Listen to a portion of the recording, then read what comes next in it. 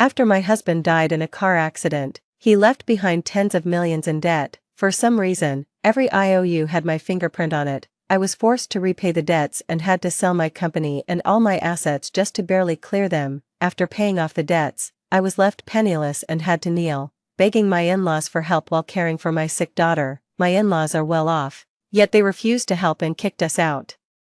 My daughter passed away in the hospital due to inadequate medical care. After her death, my best friend suggested I donate her organs so her life could live on. I agreed through tears. Years after the surgery, while working as a cleaner at the mall, I unexpectedly ran into my supposedly deceased husband, laughing and chatting with my best friend, his arm around her. When they saw me, my husband and best friend smiled and revealed the truth. It turned out his death in the car accident was a lie. Their real goal was to make me pay off the debts. Saving our daughter was just a pretense. Their real goal was to harvest her organs for my husband and best friend's child. Consumed by rage, I fought them both, only to be shoved down the stairs and killed. I woke up back in time, one day before my husband's fatal car accident. Part 1. I jolted awake from the nightmare drenched in cold sweat, only to find the space beside me empty. My husband, He Wen-wei, who should have been sleeping there, was nowhere to be found. As I looked around, I realized I was back in the master bedroom of our old villa, not hunched over cleaning some shopping mall. I ran barefoot to the next room and saw my daughter sleeping soundly. Only then did it truly sink in. I had been reborn, but the grief of losing He Wen-wei, the helplessness when our assets were liquidated, the despair after my daughter's death, the rage at being betrayed by my best friend Li Jinyu, none of it had been a lie. He Wen-wei and I fell in love freely, married right after college, and built a rock-solid relationship. I handled the outside world while he managed our home. 2 years into our marriage, our daughter was born, my business flourished, and life couldn't have been better. I was always the center of attention at every class reunion, and I truly felt heaven had favored me. But tragedy struck suddenly. He Wen-wei died in a car accident. Less than a week after his death, creditors were practically breaking down our door. That's when I found out He Wen-wei had racked up tens of millions in debt in just 1 month, and every single IOU bore my fingerprint. Despite my desperate explanations that those weren't my fingerprints, my protests fell on deaf ears in the face of overwhelming evidence. The court ruled the debt valid, and all my company assets were seized and sold to pay it off. I was left penniless and thrown out of my own home. It never rains but it pours. My daughter was diagnosed with kidney failure at this time. To get her proper treatment, I asked my in-laws for a loan, but not only did they refuse, they said it was the retribution I deserved. Fortunately, my old friend Li Jinyu happened to be visiting relatives from out of province with her child. Her child was born out of wedlock, and when she was pregnant, it caused quite a scandal locally. No matter how much people pressed her, she never revealed who the father was. In the end, to escape the gossip, she moved to another province. Running into her at the hospital was a coincidence. She paid for my daughter's hospitalization, but it was too late. After a few days in the hospital, my daughter passed away. I was utterly heartbroken. Following Li Jinyu's suggestion, I arranged for my daughter to be an organ donor, allowing her life to live on in others. When I opened my eyes again, too, I've wanted to end it all countless times, but for my daughter's dying wish, I had no choice but to keep dragging myself through this miserable existence. Years slipped by like this. While hunched over cleaning at the mall, I spotted He Wen-wei, who should have been dead, looking nearly identical to how he did years ago. Stunned, I walked over to him. He looked me up and down and quickly recognized me. "Oh, it's you. How did you end up in such a state? What a disgrace." I was just about to confront him when a woman's voice came from behind. "Honey, who are you talking to?" I turned around and saw Li Jinyu walking over with a smile. Her expression shifted for a moment when she saw me clearly, but she quickly regained her composure. "Oh, it's you. It's been so many years. I thought you were long gone. I see you're still hanging in there." The two of them embraced affectionately right in front of me. I was so furious I could barely speak, but Li Jinyu added, "By the way, I haven't thanked you yet. Thank you for helping Wen-wei and me pay off our debts and giving us financial freedom, and thank you for donating your daughter's heart to my son, allowing Wen-wei's son to grow up healthy." So it was all a lie, just a scheme between the two of them. I used to wonder why Li Jinyu stopped contacting me after she got pregnant. I thought she was afraid I'd look down on her, but it turns out she just saw me as an enemy and didn't want anything to do with me. I wanted to tear those two to pieces. I rushed at them and we started brawling. but how could my frail body possibly overpower two well-maintained men? In no time, they dismissed me as a madman and shoved me down the stairs, killing me instantly. He Wenwei came upstairs and snapped me out of my thoughts. Honey, what are you doing standing here? I forced a smile and said, it's nothing. I just remembered there's a document I haven't finished. You go ahead to bed. I'll wrap it up in the study and join you later. He Wenwei just nodded and gave me a phony reminder to get some rest soon. I strained to recall my past life, knowing that He Wenwei would pass away in a car accident tomorrow, so him being up in the middle of the night just now, he must have gone to tell Li Jinyu about it, right? I slowly made my way downstairs and smiled at the pitch-black garage. Fine. Since you're willing to risk your life for tomorrow, I'll give you a chance to make that dream come true. 3. The next afternoon, I received a call from the hospital. I made my way to the hospital without haste, only to find He Wenwei already covered with a white sheet. This time, though, it was soaked in blood, a stark contrast to before. His parents, He Zhizhong and Jiang Yueying, were sitting by his side, putting on a show of crocodile tears. As I approached, the police introduced themselves and explained the cause of He Wenwei's death. Mr. He might have been distracted while driving and failed to hit the brakes, crashing directly into the mountainside. The speed wasn't particularly high, but for some reason, the fuel tank exploded. Despite efforts to save him, he unfortunately passed away. I didn't cry. Instead, I felt like laughing. Just as I was about to step forward and lift the white cloth to take a look, Jiang Yueying rushed up and slapped me across the face. You have no right to see my son. You're the one who brought death upon him. Ever since my son married you, our family has known no peace. First, you forced him to quit his job and become a house husband, then you gave him a daughter instead of a son, and now that he's dead, there's not even a male heir to carry on the family name. He Zhizhong also rose to his feet, trembling with anger. Get out of here. You don't deserve to stand in this place. Their reactions were exactly the same as in my previous life. It seems they were well aware that He Wenwei's death was staged. Back then, they drove me away by threatening to take their own lives, all to help him pull off his disappearance at the crematorium. I held back my laughter. But this time, I won't let you have your way. Instead of leaving, I dropped to my knees and said, Mom, Dad, I'm heartbroken about Wenwei's death too. If beating me will make you feel better, then go ahead and beat me to death. But as Wenwei's lawful wife, I have both the right and the duty to see him off on his final journey. I spoke loudly, and even the police and traffic officers couldn't help but speak up for me. Please take care of your health, elders. This accident has nothing to do with Ms. Yang. 4. He Zhizhong and Jiang Yueying had no rebuttal, so they made me kneel aside. As time dragged on, they grew increasingly restless. Their eyes fixed on He Wenwei lying in the hospital bed. Jiang Yueying suddenly changed her expression and brought me a bottle of water from outside. I gave the cap a slight twist and found it had already been opened. Tears welled up as I shook my head. Mom, I know you care about me, but I really can't drink this. You and Dad should have it. The three of us went back and forth refusing the water until it ended up spilled all over the floor. Jiang Yueying slapped me across the face once more before leaving in helpless frustration. Even when the hearse arrived, they still hadn't come up with a solid plan. Exchanging a glance, they seemed resigned to taking things one step at a time. After all, faking one's death is no simple feat. Getting to this point has cost He Wenwei a tremendous amount of resources and effort. I didn't drive myself but instead got directly into the hearse and rode along to the crematorium. On the way, I made the necessary phone calls to the crematorium to ensure everything was arranged. Only after confirming that He Wenwei could be cremated immediately upon arrival did I finally feel at ease. Once we reached the crematorium, He Zhizhong and Jiang Yueying stopped me from pushing He Wenwei into the incinerator. Puzzled, I said, Mom, Dad, Wenwei has already passed. With the weather this hot, if we don't proceed with the cremation quickly, the body will start to decompose. Jiang Yueying stammered, that won't do. So many relatives and friends haven't had the chance to see Wenwei one last time. No cremation. Mom, Wenwei always cared about his dignity in life. Do you really want everyone to see him like this? I abruptly pulled back the white sheet, revealing He Wenwei's severely injured body, so disfigured that only those who knew him intimately would recognize him. Jiang Yueying was startled by the sight but quickly composed herself. 5. He Zhizhong turned away, avoiding the gruesome sight of He Wenwei on the bed, and chimed in with Jiang Yueying's sentiment. That's right, Jingjing hasn't even arrived yet. Do you really want your daughter to miss her last chance to see her father? I sneered inwardly. How dare you even mention Jingjing? if you had been willing to help in the previous life, Jingjing would never have died, let alone become a living organ bank for He Wenwei and Li Jinyu's child. I shook my head.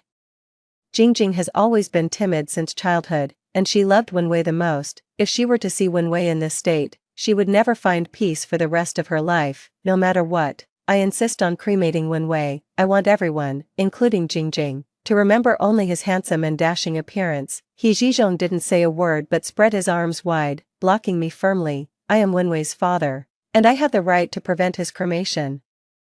You have no say in what happens to my Wenwei, Mom, Dad. I know you can't accept Wenwei's death, but what's done is done. The right thing now is to let him rest in peace as soon as possible. With that, I gave a signal, and people immediately rushed over to assist He Zhizhong and Jiang Yueying to a nearby chair to sit down. Seeing that He Wenwei had already been pushed into the cremation chamber, He Zhizhong and Jiang Yueying were so frantic they could barely contain themselves.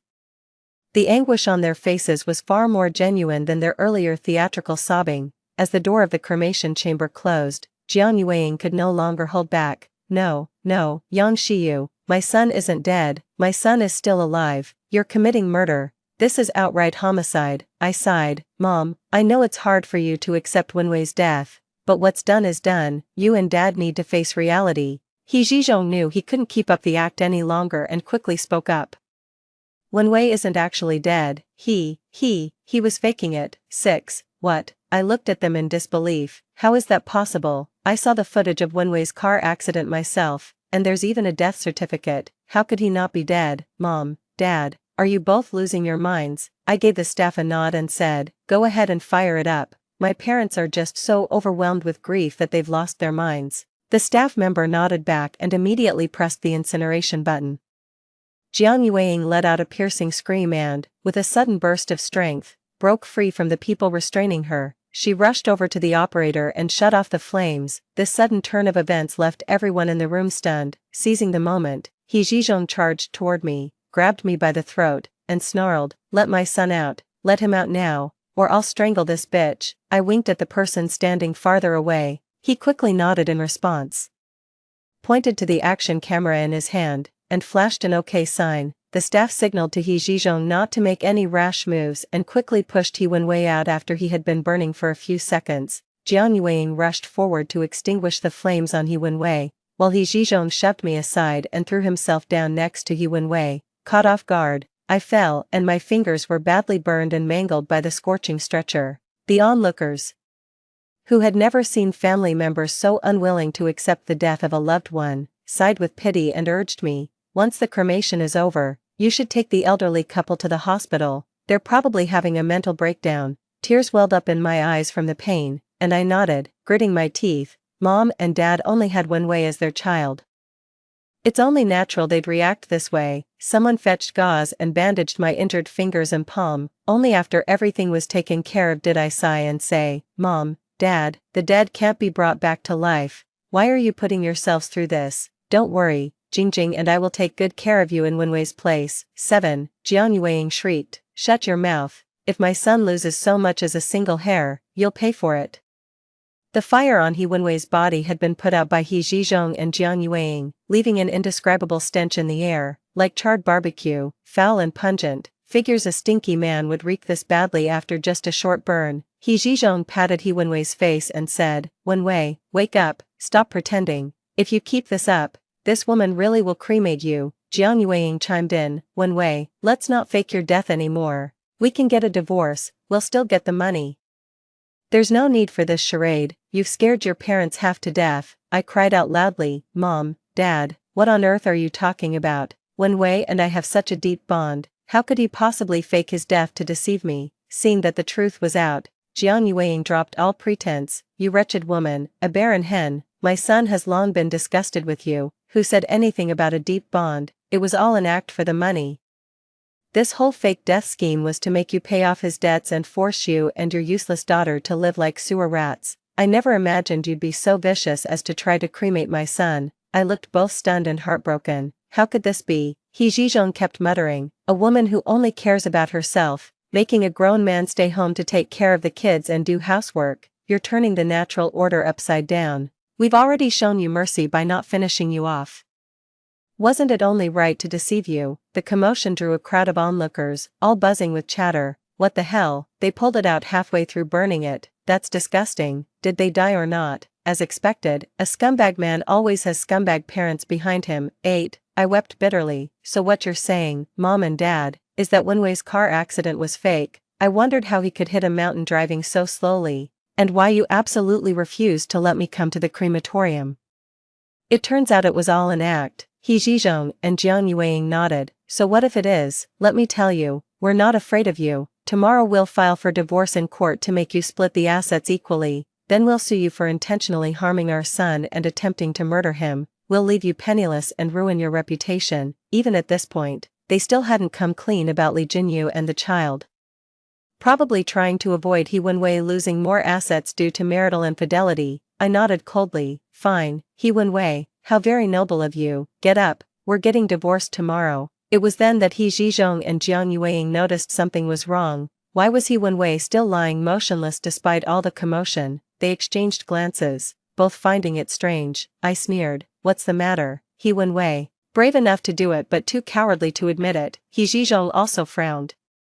Get up already, everyone knows the truth, so what's the point of pretending? Jiang Yueying sighed in exasperation, glancing at He Zhizhong. I guess Wenwei was afraid of being caught, so he probably took something on purpose. It's fine, let's help him up together first. We'll go home and figure things out there. As they spoke, one held his hand and the other supported his head, trying to lift He Wenwei up.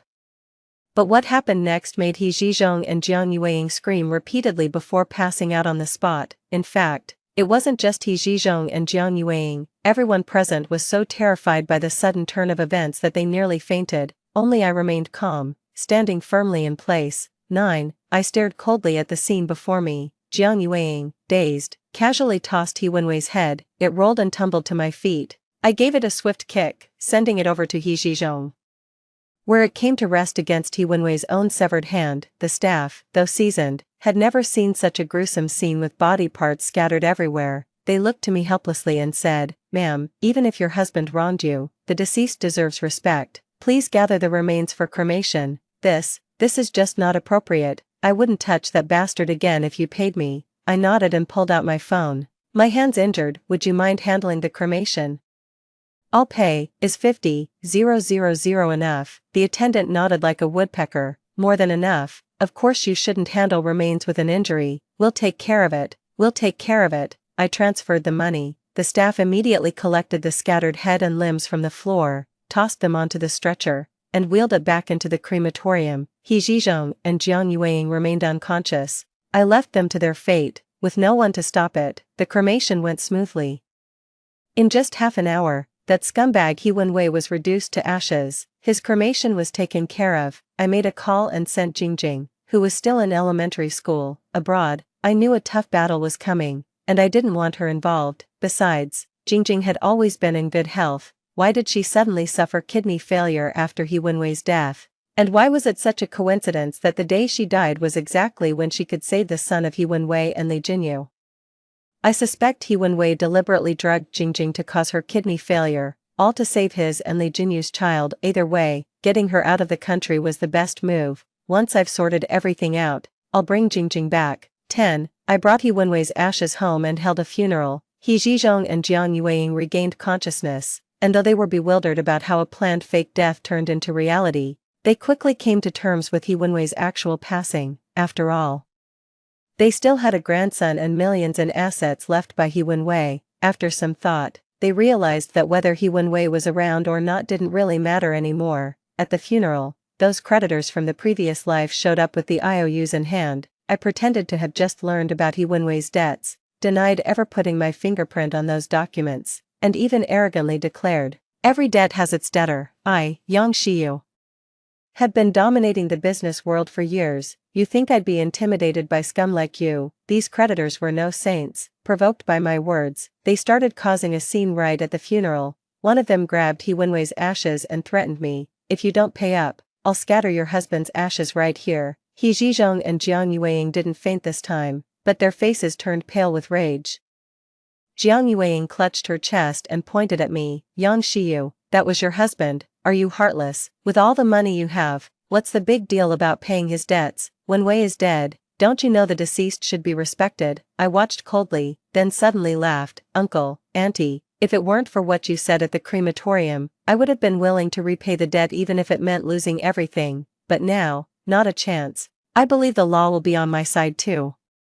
The creditors could no longer hold back. They scattered He Wenwei's ashes all over the ground and stomped on them repeatedly with their feet. Li Jinyu had arrived at some point, holding a little boy's hand. Both of them stood pale-faced, staring at the ashes scattered across the floor. I could practically hear Li Jinyu's heart shattering. The little boy, who was about the same age as Jingjing and old enough to understand, burst into tears. Where's daddy? Where is my daddy?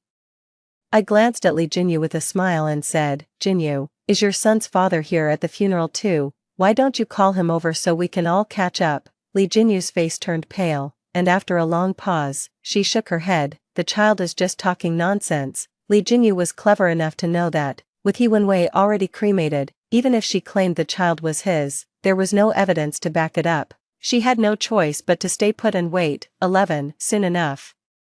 The creditors took me to court. I hired a large legal team and presented bank statements to prove that every penny of my money had a legitimate source. None of it came from He Wenwei's loans. On top of that, I explicitly renounced my inheritance rights to He Wenwei's estate, so his debts had nothing to do with me. The only asset under his name was a car, which had been reduced to a charred frame in an explosion during an accident, leaving no property to seize, naturally. The creditors demanded a fingerprint match. I raised my still healing, badly burned fingers and declared, Your Honor, my father-in-law, He Wenwei's father, severely burned my fingers. Even after they heal, there will be no fingerprints left. They clearly knew this and deliberately forged my prints. In the end, the court ruled that He Wenwei's debts had nothing to do with me. The creditors glared at me and said, Don't think you can just get away with this. I'm telling you, this isn't over. I let out a scoff and said, What do you actually want, the money, or to keep this feud going with me? The creditors looked confused, exchanged glances, and replied, Of course we want the money. What good would dragging this out with you do for us? Exactly, I said, glancing around to make sure no one was nearby before continuing. He Wenwei did borrow your money, but it's definitely not with me. I suspect the money is probably with He Zhizhong and Jiang Yueying. You know what they say, a father pays his son's debts, so maybe a son's debt should be paid by his parents, right? In less than a week, the court investigation revealed that He Zhizhong and Jiang Yueying were fully aware of He Wenwei's loan activities and had even profited significantly from them. All assets under their names were frozen, and creditors evicted them from their home. 12, penniless and with nowhere to go. He Zhizhong and Jiang Yueying showed up at my villa in the pouring rain, begging me to take them in. The scene was almost identical to when I had come to their doorstep with Jingjing seeking help in my past life, but unlike their heartless behavior back then, I welcomed them in with a smile. He Zhizhong and Jiang Yueying had lost their former arrogance. Speaking with little conviction, Jiang Yueying mumbled, Your father and I have nowhere to go now. You're the only one who can help us. You're so wealthy these days. I cleared my throat, mimicking Jiang Yueying's words from our past life. You mumble when you speak. I wonder how your parents raised you. Oh, I forgot. Your parents died long ago, right? He Zhizhong snapped. After all, I am your elder. We're Jingjing's grandparents. Aren't you afraid of karma for treating us like this? I chuckled. Because Jingjing is a girl, you never treated her as your real granddaughter, always giving her the cold shoulder. Now that you're broke, you suddenly remember her. If you think boys are more useful than girls, why not just go find your precious grandson? He Zhizhong and Jiang Yueying were stunned. They never expected I knew about He Wenwei's secret child. Jiang Yueying widened her round eyes, as if something clicked. You knew about Wenwei's love child all along. I nodded and raised my injured finger. Did you really think someone as weak as you could hurt my hand? They were stunned by my words, stammering for ages without managing a complete sentence. I pointed them in a different direction. He Wenwei only gave you part of the money. I'm certain the rest is with his mistress and illegitimate child. You'd have better luck confronting them instead of coming after me. 13. He Zhizhong and Jiang Yueying left again in the pouring rain. My private investigator trailed them and reported they went straight to Li Jinyu's rented apartment that night. The living room light stayed on all night. They were probably scheming until morning. I wasn't worried about their plotting. What concerned me was if they did nothing at all. Without action, I'd have nothing to grasp onto. Only if they made a move would I get my chance for revenge. I waited patiently for a week. Finally, I received a summons from the police. When I arrived at the police station, I found Li Jinyu, He Zhizhong, and Jiang Yueying all there. The child who called him dad at the funeral was also present, still wearing a mourning band on his arm, the moment I showed up. Jiang Yueying burst into tears and wailed, "Officers, you must deliver justice for us. This woman killed my son wanted a divorce, and she deliberately caused a car crash to murder him." I pretended not to understand, and the officer frowned as he explained to me, "He Wenwei's parents filed a report claiming you're responsible for his death because you knew about his affair. How do you explain this?" Ignoring the police, I turned to Li Jinyu with a shocked expression and asked, "Jinyu, what are you doing here?" Jiang Yueying, holding the little boy's hand, cut in, "Stop pretending, you knew all along that Jinyu and Wenwei were together and had a child." Li Jinyu sobbed in response, "Shiyu, I never meant to hurt you, Wenwei and I had no other choice, we're truly in love. Even if you hate me, you shouldn't resort to murder. If you must kill someone, kill me instead. This is all my fault. What a beautiful love story this is. I treated you like my closest sister. Even while I was pregnant with Jingjing, I helped you at every turn after your unexpected pregnancy, but you not only stabbed me in the back, you even tried to take my daughter's life. The price of your love is far too high." 14. I let out a sigh and nodded slowly after a long pause. That's right, I knew about the relationship between Wenwei and Jinyu. Seeing my nod, Zhizhong and Yueying pointed at me and exclaimed, "See, officer, she admitted it, arrest her right now." I lifted my head calmly and said, "Mom, Dad, when you mentioned at the crematorium that Wenwei's death was staged, I became suspicious, combined with Jinyu bringing a child who called him daddy right in front of me. I looked into who Wenwei was having an affair with, but I kept quiet because I wanted Jingjing to remember her father as perfect. More than that, while I understood why Wenwei chose to fake his death, I can't comprehend how a staged death turned into a real one." Zhizhong and Yueying's faces changed instantly as they vehemently denied it. "I didn't say anything, my son didn't fake his death. You're the one who caused the car accident and killed him. A life for a life, you owe us our son back." I wouldn't have come unless I had everything prepared. I know He Zhizhong and Jiang Yueying went to Li Jinyu and the others to avoid repaying their debts and protect He Wenwei's loan. They'll definitely try to eliminate me so that all my assets would go to Jingjing.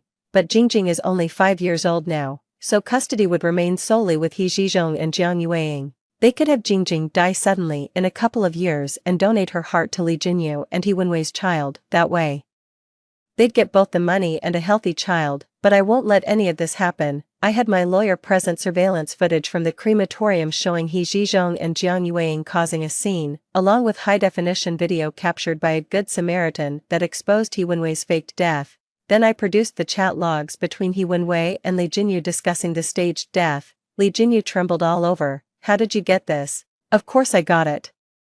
We're living in the digital age, everything leaves a trace online. I simply hired a hacker to sync his data while He Wenwei was asleep." 15. The police verified the authenticity of the evidence and grew suspicious of Li Jinyu, He Zhizhong, and Jiang Yueying's statements. Ignoring them, the officer turned to me and asked, "What did you mean earlier about a faked death turning into a real one?" I calmly laid out my theory. "Officer, here's what I think happened.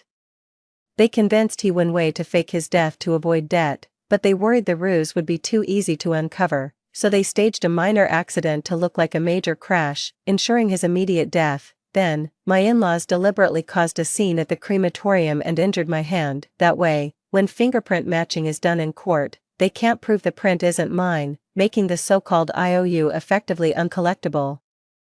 I'm certain that if you check the bank transactions under Li Jinyu's and my in-laws' names right now, you'll find suspicious sums of money that shouldn't be there." The three of them turned pale at my words. Although the car accident story I told was fabricated, the bank transaction records were undeniably real. Li Jinyu stammered for a while before finally explaining, "We did intend to fake a death to make you repay the debts, but we would never harm Wenwei.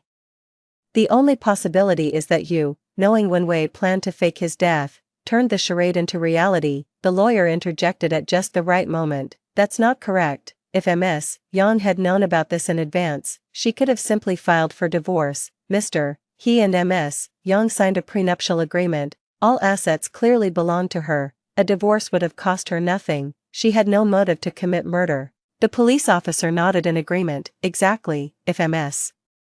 Yang wanted to kill someone, wouldn't that be overkill? It's just an affair. hardly worth resorting to murder, right? No one knows I've been reborn, and no one knows about my deep-seated hatred for He Wenwei. Anyone would agree that divorce is a far more reasonable solution than murder. 16. He Zhizhong, Jiang Yueying, and Li Jinyu were also stunned. They couldn't come up with any argument to refute me. After a long pause, Li Jinyu finally spoke up, but if we were the ones who killed Wenwei, why would we report it to the police? That would be like shooting ourselves in the foot, wouldn't it? I shook my head. That's your clever move. You must have caught wind of my investigation into He Wenwei's case, so you decided to strike first by filing a false police report to muddy the waters. Fortune favors the bold. If I could trace He Wenwei's money to you, so can his creditors. You're trying to pin this murder on me while I'm in the dark, all to get your hands on my assets.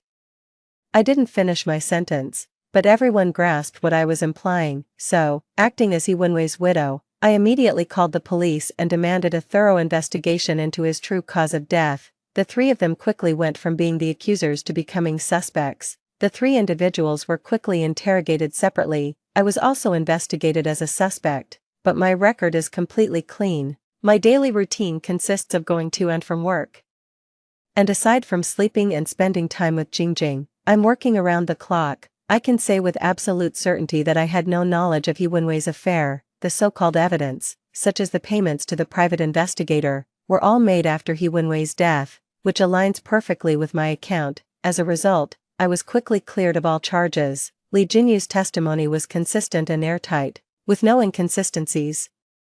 She admitted to planning a fake death with He Wenwei but denied any involvement in his actual death. He Zhizhong and Jiang Yueying kept changing their statements, which wasn't particularly helpful for the investigation. The investigation hit a dead end, with even the police suspecting that He Wenwei's minor accident had simply escalated due to his own carelessness. 17. However, the police soon uncovered another critical detail at the hospital. Li Jinyu's son had congenital heart disease and might not survive another year without a heart transplant. And then they found my daughter's medical examination report and heart compatibility report at Li Jinyu's house, so it's confirmed that the heart donor is none other than my and He Wenwei's daughter, Jingjing. Suddenly, everything made sense. From the police's perspective, as Jingjing's father, He Wenwei would never have agreed to sacrifice her life to save Li Jinyu's child. That's why, even though the test results were from last year, no action had been taken. But Li Jinyu was different. She was willing to do anything for her own son,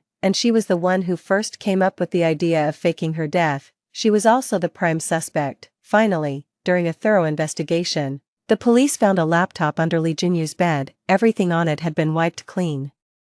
But they managed to recover the data after some effort. We finally uncovered Li Jinyu's browser search history. All searches were made before He Wenwei's death, primarily about how to sabotage vehicle fuel tanks and turn minor collisions into major accidents. With irrefutable evidence, Li Jinyu was charged with murder by the prosecutor's office. After extensive investigation and trial, she was convicted of murder without a confession and sentenced to life imprisonment. Li Jinyu refused to accept the verdict, filing multiple appeals while persistently proclaiming her innocence. Those things weren't mine, I swear. I didn't kill Wenwei, I didn't. Yet every appeal ended with the original verdict upheld and her right to sentence reduction revoked. During this drawn-out legal battle, Li Jinyu's son, left with no one to care for him, died alone. It was only then that He Zhizhong and Jiang Yueying discovered their son's death was no accident. It was deliberate murder orchestrated by that woman, Li Jinyu. Realizing they had unwittingly become accomplices, and now stripped of their money, son, and grandson, coupled with my occasional thoughtful phone calls to torment them, the two couldn't withstand the shock. They soon suffered strokes that left them completely paralyzed. As their devoted daughter-in-law, I made sure they were placed in a remote and nightmarish nursing home. It won't be long before they reunite with their son and grandson. 18. A few years have passed, and Jingjing and I are living a wonderfully happy life. She never developed kidney failure like in my previous life, which just proves my suspicions were right all along. It's highly likely that Li Jinyu, He Zhizhong, or Jiang Yueying gave her something that damaged her kidneys, but Jingjing is truly content now.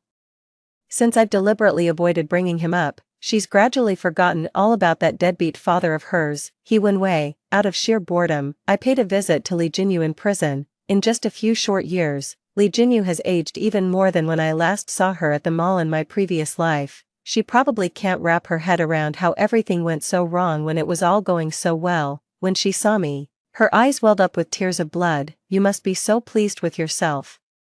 Reducing me to this state. It's just my bad luck, otherwise. I nodded, then shook my head. It's not bad luck. It's just that every move you made was exactly as I anticipated. Li Jin, you finally caught on. It was you, my home computer, your daughter's medical and matching reports, even He Wenwei's car accident. It was all you, wasn't it? I didn't say a word, silently confirming her suspicions, then chuckled softly. Don't get so worked up. You need to stay alive to watch how happy and content my daughter and I will be. Watching Li Jinyu cough up blood and rage. How could you do this? You killed my beloved, my son. How utterly ridiculous. You think you can steal my daughter's heart and expect me not to fight back. But seeing her like this, I finally feel the vengeance from my past life has been served. Li Jinyu was right. That night of my rebirth, I wasn't handling documents at all. I was tampering with He Wenwei's fuel tank. If He Wenwei hadn't staged that minor accident to fake his death, the car wouldn't have exploded or had any issues, but the moment it collided, that fuel tank was guaranteed to blow. I saw no need to tell Li Jinyu any of this. Letting her live out her days in anguish and confusion suited me just fine, but Li Jinyu still refused to follow the path I'd set for her. 6 months later, I heard she'd killed herself in prison, gnawed through her own wrists with her teeth and bled out. The end. Story 2. My sister and I saved the richest man. He gave us 2 choices, either take 10 million, or marry his son. I'd heard the richest man's only son was ugly, so my sister begged me to marry him instead, but to my surprise, the richest man's son turned out to be Qin Huai, the campus heartthrob, and he's been incredibly doting since we got married. My sister, however, took the money and became addicted to gambling, eventually being swindled out of her money and dignity, out of jealousy. She pushed me off a tall building, but accidentally fell herself. When we opened our eyes again, we had both been reborn to the day of our choice. She was quick to choose the engagement, but I just smiled. 10 million yuan was a much better deal than marrying a pervert. Uncle, I choose to marry your son. My sister blurted it out, her body still trembling slightly from overwhelming excitement, her eyes filled with greed and desire. I curved my lips into a smile. What a coincidence. My sister was reborn with me too. I was just wondering how to get her to choose to marry him. Talk about perfect timing. Just when I needed it most, the billionaire didn't give a direct answer, but gave me a kind smile instead. Shiyu, you're the elder sister, you choose first. My sister and I have completely different temperaments. She's lively, impulsive and straightforward, not the best match for his son, and I, quiet, well-behaved, and docile, am the easiest to control. My sister quickly tugged at my hand, her eyes flashing with a hint of threat. Sister, I heard uncle's son is ugly and has a bad temper. You couldn't handle that kind of hardship, so I'll marry him instead. I smiled faintly. Are you sure? You won't regret it later. My sister shook her head frantically. Absolutely not. When I get home, I'll even put in a good word for you with Mom and Dad. I'll never snatch your things again. I smirked, a meaningful smile playing on my lips. All right. Little sister, just remember what you said today. Then I turned to the richest man and said, Uncle, I choose 10 million. The richest man replied with a hint of regret. All right then. My sister's eyes crinkled with joy, seemingly lost in dreams of a blissful life after marrying into the wealthy Qin family. Not only do I have an incredibly handsome and loving husband, but I also get to enjoy endless wealth and luxury. Dad, please don't worry. My husband and I will definitely take good care of you from now on. The doctor said I'm perfectly healthy, and I can give you 2 grandchildren in 3 years. If there's anything I do wrong in the future, just tell me, and I promise I'll change. Before he even stepped through the door, the dad started calling out, each word sweeter than the last. A smile finally graced the richest man's face. Quite intriguing. All right. Your words put my mind at ease. We don't have many rules in this family, but the one and only rule is, only widowhood, no divorce. The sister's smile instantly brightened. To her, this was a stroke of pure luck. I nodded eagerly. Don't worry, Dad. No matter what happens, I'll never divorce my husband. With downcast eyes, I watched the newly sprouted leaves on the lawn, a mocking smile curling at the corners of my lips. In my past life, the tycoon never said this. They knew I valued loyalty. So they used my parents' lives to suppress me, preventing any resistance. As for my sister, it was even simpler. Just throw enough money at her, the greedy, selfish younger sister and the twisted, devilish young master. what a perfect match, a top-tier pairing, a match made in heaven. 2. The moment her foot crossed the threshold, the younger sister excitedly announced the monumental news, "Mom and Dad, I'm going to marry Qin Huai, the richest man's son. From now on, I'll be Mrs. Qin." Dad shot up from the couch, stunned. "Sure Qing, are you serious? You're not kidding, are you?" Mom, her finger trembling slightly, pointed at the news report about the richest man donating $1.3 billion to his alma mater. "The richest man you're talking about, is it him?" My sister lifted her chin, as proud as a peacock. "Who else could it be? His son, Qin Huai, is the campus heartthrob at our university. Didn't you see him when you helped me sign up? He's super handsome and gentle. The richest man in the country." My dad said that in half a month, it'll be an auspicious day, and we'll have a grand wedding then. "Mom and Dad, from now on, you'll be in-laws with the richest man in the country. Aren't you happy?" How could they not be happy? Mom's eyes were red with excitement, and Dad quickly went to wash fruit and pour drinks for my sister. Mom swallowed hard and said, "The richest man just donated $1.3 billion to his alma mater. How rich must he be?" My sister was the center of attention, and you could tell she was absolutely thrilled. She even shot me a mocking glance out of the corner of her eye. "Oh, absolutely. Their family's empire primarily spans real estate and luxury goods. They have more money than they could ever spend in several lifetimes. You know those high-end office buildings in the city center with the most exorbitant rents? They own all of them. They're not collecting rent, they're collecting ground rent." The richest man said their family has only one rule: divorce is not an option. Seriously, who would even want a divorce once they're married into that family? You'd be laughing in your sleep every night. I smiled, enjoying my sister's animated chatter, feeling her joy in that moment. The richest man's family is indeed swimming in money, and they can spend it however they please, no questions asked, but everything comes at a price, especially for such a shrewd businessman. The reason the richest man donated $1.3 billion to his alma mater was because Qin Huai was responsible for the death of a female student at the school. To keep the incident under wraps, he spent a fortune, ensuring everyone with knowledge got a piece of the pie. There's a reason my sister is marrying Qin Huai in half a month. A grand wedding can conceal many sins. My mom, quick-witted as ever, immediately reacted. The richest man is so generous, letting Qin marry his son.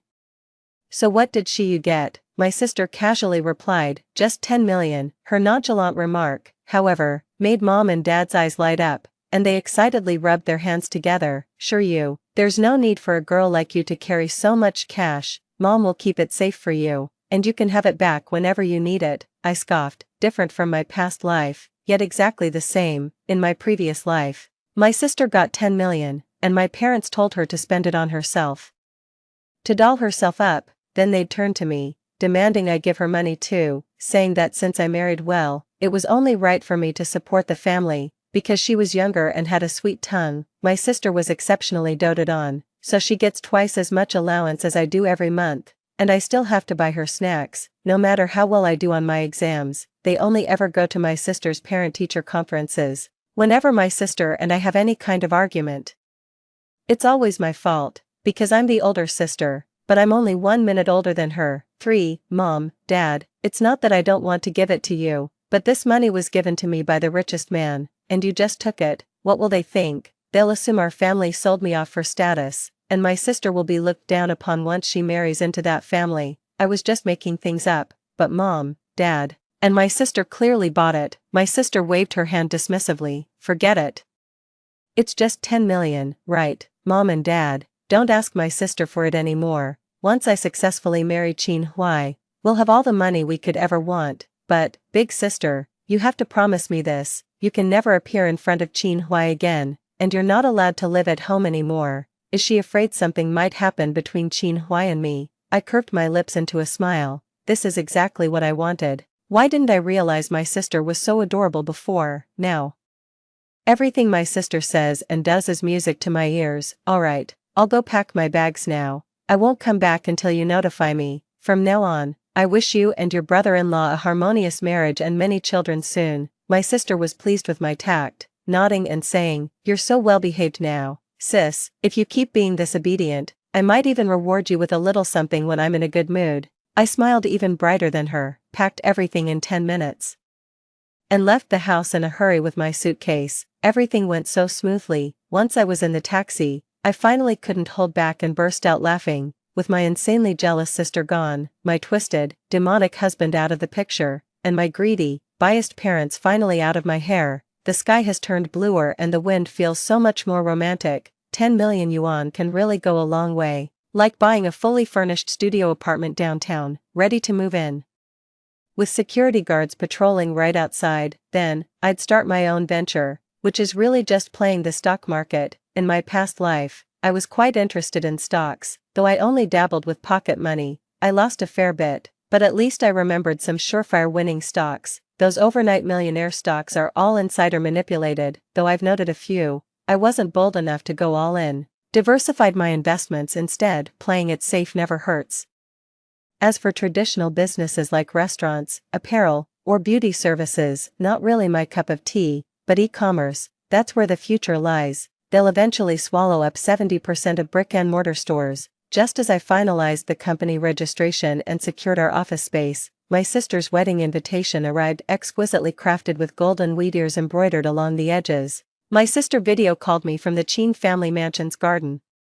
2 attendants standing by in the background, living the high life. I see, sis, did you get the invitation? I smiled, holding up the invitation and giving it a little shake. I did, it's absolutely stunning. My sister's eyes sparkled with pride. Of course it is.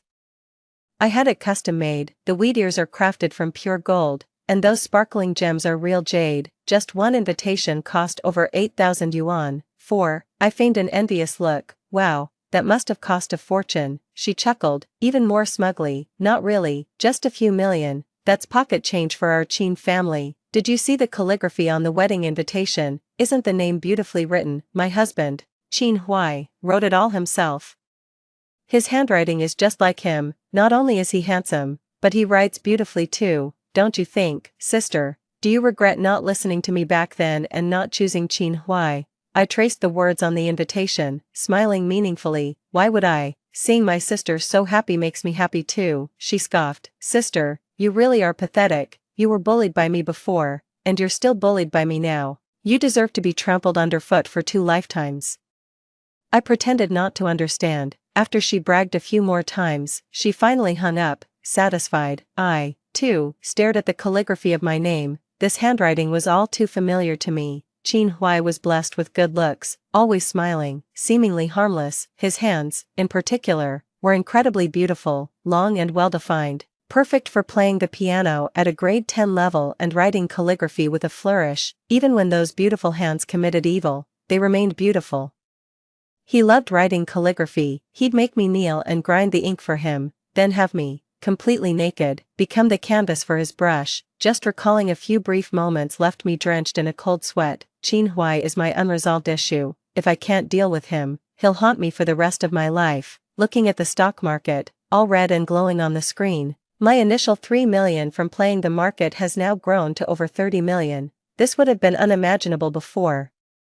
So why can't I be bolder? Admire the richest, become the richest, surpass the richest. It was dubbed the wedding of the century, rumored to have cost 300 million yuan. The tiara alone, worn by the bride, was said to have once belonged to a princess from a certain country, and with 3 bodyguards flanking her, its immense value was undeniable. Her wedding gown was haute couture, and the smile on her face outshone even the brightest midday sun. Dressed in a sharp black suit, Chin Huai's dashing looks easily rivaled those of any idol in the entertainment industry. It was truly a picture-perfect moment of a beautiful couple, especially when he got down on one knee to propose. Sure, Chin, I'll cherish you for the rest of my life. You'll never regret being with me. My sister was so touched that tears welled up in her eyes, and she nodded vigorously. Yes, I believe you. The audience erupted in thunderous applause, many shedding tears of emotion. Only the groomsmen, a group of rich second-generation heirs, had looks of playful mockery in their eyes. They weren't good guys either. They usually hung out together and got into trouble. As long as they steer clear of the family business and don't try to start their own,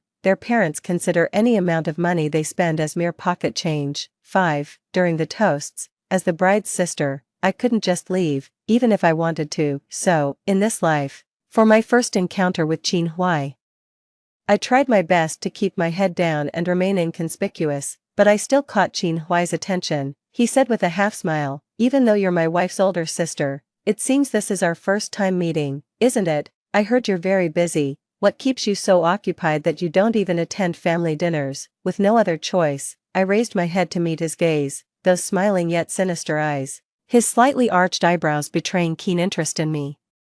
My hands clenched into tight fists at my sides, nails digging into my palms, the sharp pain barely keeping my fear at bay. I forced a strained smile. Yeah, just busy with work. Qin Huai licked his teeth with playful amusement. Oh, what keeps my dear sister so occupied? Maybe I could lend a hand. Any other woman would be over the moon with the crown prince's public display of affection, but it sent shivers down my spine. My sister stepped forward, placing herself between him and me. Honey, there are still so many people waiting for me to toast. Only then did Qin Huai let me go. After my sister finished her toasts, they moved to the next table. I didn't dare to linger, so I grabbed my bag and left. The very next day was the Huimen, return to parents' home, and I honestly didn't think my sister would ask me back, just to avoid Qin Huai. But then Mom called, insisting I come, and her tone was quite urgent. In that case, Qin Huai definitely hadn't come back with her. So I didn't make any excuses. The moment I slipped on my slippers, I looked up and saw my sister's utterly exhausted face, her bright eyes already bloodshot. It clicked for me then. So, Qin Huai had already laid hands on her last night. In my previous life, at least he waited a month before he did that to me. But then I saw the crocodile skin bag on her arm, worth over 700,000 yuan. And it all made sense. Qin Huai is a very generous man, spending money on women like water. But only if he's willing to, not if the woman actively seeks it. So, in his eyes, a money-grubbing sister was just a toy he bought, and since it's a toy, he can play with it whenever he wants, right? Why bother picking a time? So what if it's their wedding night? I deliberately feigned surprise. Sis, how did you change so much in just one night? Then it hit me, and I chuckled, teasing. Oh, right. Last night was your wedding night with your husband. It's only natural you'd be a bit tired.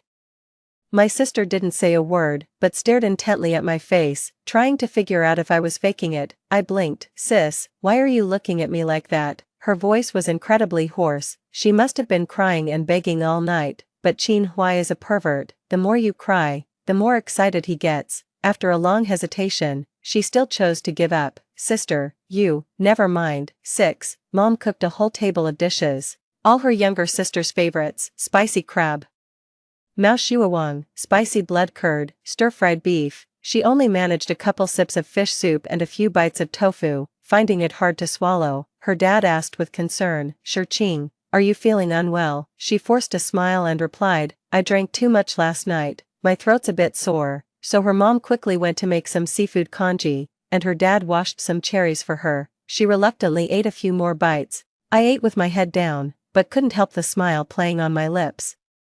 Last night, Qin Huai was testing her obedience, probably making her eat all sorts of bizarre things, like live octopus and such. This is just the first step. Gradually, things will get wilder, tying her up and having her join in with his shady friends. But that's not even the worst part. The arm-thick moon eels are truly the most disgusting and terrifying. That thing was much bigger than a regular eel, all slimy and poisonous, just disgusting and twisted. By the way, Qing, is your husband very busy? How come he didn't come back with you? My sister's hand, holding the spoon, trembled involuntarily. Yes, he's very busy, Dad said, a bit displeased. Even if he's busy, he should still come for dinner when you visit your parents.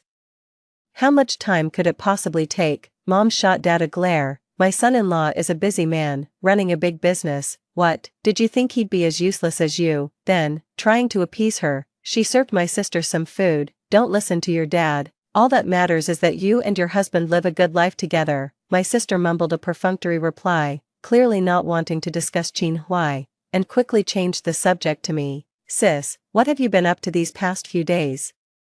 After finishing my chicken soup, I slowly replied, oh, nothing much, just some shopping and a bit of travel. My sister scoffed, showing off the crocodile bag in her hand. I love shopping too, but my shopping sprees are a bit different from my sister's. We always get the whole store to ourselves, and I can get as many limited editions as I want, even the ones people would pay extra for but still can't get their hands on. Just the day before yesterday, I spent over 6 million in 2 hours.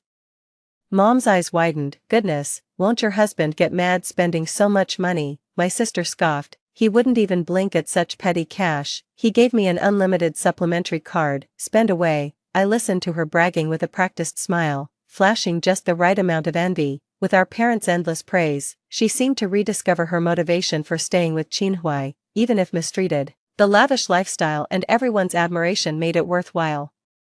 My sister declared grandly, "Mom, Dad, I'm taking you shopping this afternoon, anything you fancy is on me." Mom beamed, "That's my precious Shirqing. All those years raising you weren't wasted, you actually remember to buy gifts for your parents when you're rich." They're subtly hinting that I haven't bought them anything. I smiled faintly. My sister and I are different. She has enough wealth to last several lifetimes. After buying my house, I don't have much money left.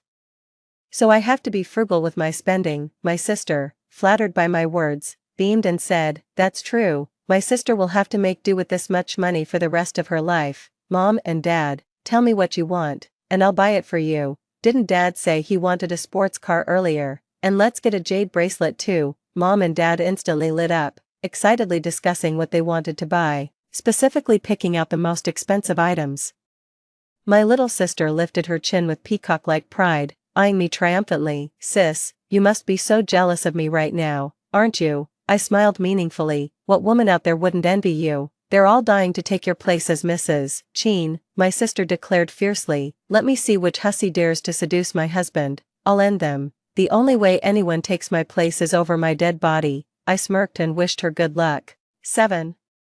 My social media feed showed my sister's shopping spree with our parents' sports cars, watches, jade bracelets, and designer bags that must have cost at least 10 million. She's in for a rough night. After enjoying the drama, I focused on company matters, hiring streamers, optimizing workflows. Once operations stabilized, I enrolled in management training to transition from rookie to executive. During this period, I networked with several business owners, often joining them for tea and shop talk during downtime. Running a business is tougher than it looks. I lost over 3 million in the first month, but thankfully turned a profit the next month. Though modest, at least the company's back on track now. The stock market's been sluggish lately, though I've managed to make some small gains here and there. While playing golf, I happened to see Qinhuai entering the private course with his sister and his usual crowd of dubious friends. A few men nearby erupted in lewd laughter. Young Master Qin is back with his little trophy wife for their amusement again. Last time, oh man, that scene was really something else. Yeah, seriously, a man's own lawfully wedded wife, letting his buddies have a go. That's worse than any streetwalker. Ha ha ha, who knows? Rich people just have their own twisted ways of having fun. I watched them disappear into the woods, a complex expression on my face. In my past life, Qinhuai subjected me to all sorts of abuse and bullying, but at least he didn't let his brothers have their way with me. This is treating his sister as completely subhuman. Well, it makes sense. His sister cost him so much money, he's bound to retaliate, and after being abused, she just wants to use money to mend her physical and emotional wounds, leading them into a vicious cycle. It's only a matter of time before he destroys her, but she's just his sister, and even under these circumstances, she still managed to get pregnant. The Qin family places great importance on heirs, especially since they only have Qinhuai as their sole descendant. My sister's complexion gradually improved, and her social media remained filled with boastful posts, though now Qinhuai occasionally appeared in them, his gaze tender and doting. The comments section was always flooded with envy, saying she must have saved the galaxy in her past life to deserve marrying Qinhuai. My sister called to gloat, "Sis, the doctor confirmed it's a boy. He'll be the young heir to the Qin family fortune the moment he's born. Let's see who dares challenge my position now." I smiled and said, "Congratulations. Is the baby healthy?" My sister replied proudly, "Perfectly healthy." The doctor mentioned something about supermale syndrome. I didn't catch it clearly, but it basically means he'll be extra strong. 8. I nearly burst out laughing. The dangers of ignorance are truly frightening, I gently warned. I've heard of XYY syndrome before. It's associated with aggressive tendencies. The younger sister snapped furiously, "Stop cursing my son. You're just jealous because you couldn't bear a son while I could. Don't think I don't see through you. You keep claiming you're not interested in Qinhuai, but secretly you're still hung up on him, envying my happy life now. Listen well, sister, I warn you, if I could kill you once, I can damn well do it again." I opened my mouth and said, "Sis, what strange things are you saying?" I don't understand a word, my sister sneered. It doesn't matter if you don't understand anything else, but if you dare to steal Qin Huai from me, I'll kill you, understand? I said meaningfully. Don't worry, that's absolutely impossible. I'd rather die than fight you for your brother-in-law. He's always yours. In my previous life, I was actually pregnant, twice in fact, but both times the babies had XYY syndrome. The doctor said it might be hereditary. I used to suspect Qin Huai had XYY syndrome, but judging by his appearance, he doesn't seem to. However, looking at my father-in-law's looks and behavior, it's likely a generational inheritance from him. That would explain why my father-in-law had so many women but only one child, Qin Huai. As it's very difficult for men with XYY syndrome to have offspring, children with XYY syndrome are terrifying. They inherently carry violent genes and are very impulsive. 9 times out of 10, they don't turn out to be good people, but with proper guidance, there's still a chance. In my past life, though, I wasn't willing to take that gamble because I felt Qin Huai would eventually kill me. What kind of decent person could come from a family of perverts like theirs? Just as my live streaming company secured a $1 billion investment, ready to expand and aim for an IPO within 3 years, my sister gave birth. This big baby boy, weighing in at 3 caddies, is quite a sight. While babies aren't always lookers, this one is exceptionally unique. But then again, beauty is in the eye of the beholder, and they all think he's adorable. My sister made a grand announcement on social media. The order placed 10 months ago finally arrived today. Huge thanks to my in-laws for this amazing mansion. It's the first time I've ever received such a massive gift. 100 million. Out of the 9 photos, only one was of the baby. The rest were all pictures of the rewards her in-laws gave her. The comments section was flooded with envy, so I gave it a like too. Now that the baby's born, Qin Huai finally let loose again. This time was even worse, with the child already here. All bets were off. He never used to hit her face before. But now he doesn't hold back at all. My younger sister went home crying to our parents and called me back too. Dad fumed. This is absolutely outrageous. You just gave birth to their grandson, and he dares lay a hand on you. No way. I'm going over there to demand an explanation and make Qin Huai apologize to you. Mom grabbed Dad's arm. It's pointless. They won't even see you. Dad slammed the table. If they refuse, I'll sue them. I refuse to believe there's no justice in this world.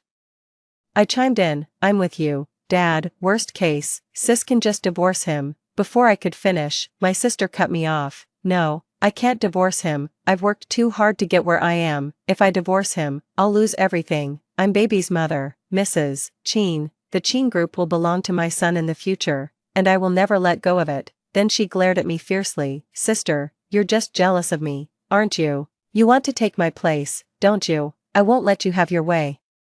I threw my hands up. Fine then, pretend I never said anything. I wish you both a long and happy marriage. If only she had listened, she might have saved her life, but blinded by wealth, she had already descended into madness. 9. At first, I'd still see my sister showing off baby photos and videos on her social media, but then she stopped appearing in them herself. Her facial injuries just never healed. She used to be able to spend lavishly, but after having the baby, she was confined to the house, a full-time mom with no money of her own to spend. That 100 million was supposedly a reward for her, but it was just a formality. In their eyes, she had already given birth and couldn't escape, so there was no need to invest anything more in her. Half a year later, the baby had grown a bit. She couldn't say mommy or daddy, but she'd pull her sister's hair and deliberately bite her while nursing, making her roll around in pain.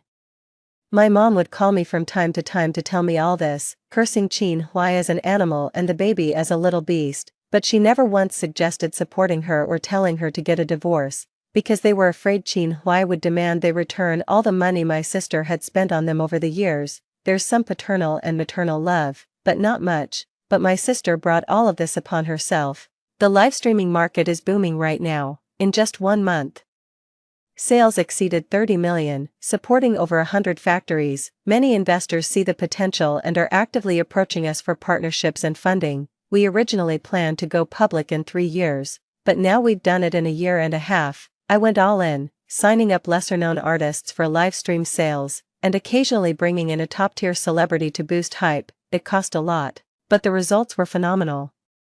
My company quickly became the hottest in the live streaming industry, with 3 months of profit matching a public company's annual total. Many companies also set their sights on this lucrative market and jumped into live stream sales, but it was too late. The status of the 3 top-tier streamers I had cultivated was already unshakable. Even Qin Huai noticed the live streaming market and proactively asked me out to dinner, since I had always set up this company under my best friend's name. He didn't know it was me, but that didn't stop me from turning him down 3 times in a row. This was the first time Qin Huai had ever felt so utterly humiliated in her life, and all that rage was immediately unleashed on her sister. But that wasn't the final straw for her sister. It was when her nephew, late at night, tried to stab her in the eye with a fork that she finally had her terrifying epiphany. She fled the hospital, screaming hysterically, "He's a demon, he wasn't trying to blind me. He was trying to kill me. I just happened to wake up and dodge it." Divorce. I want a divorce from Qin Huai. I'm never going back. They'll kill me. They really will. That whole family, every single one of them, they're all devils. Mom, Dad, please save me. I don't want to die. But Qin Huai himself led people to drag her back, smiling chillingly as he said, "Mom and Dad, don't listen to my wife's nonsense. She's just been exhausted taking care of the baby these past few days.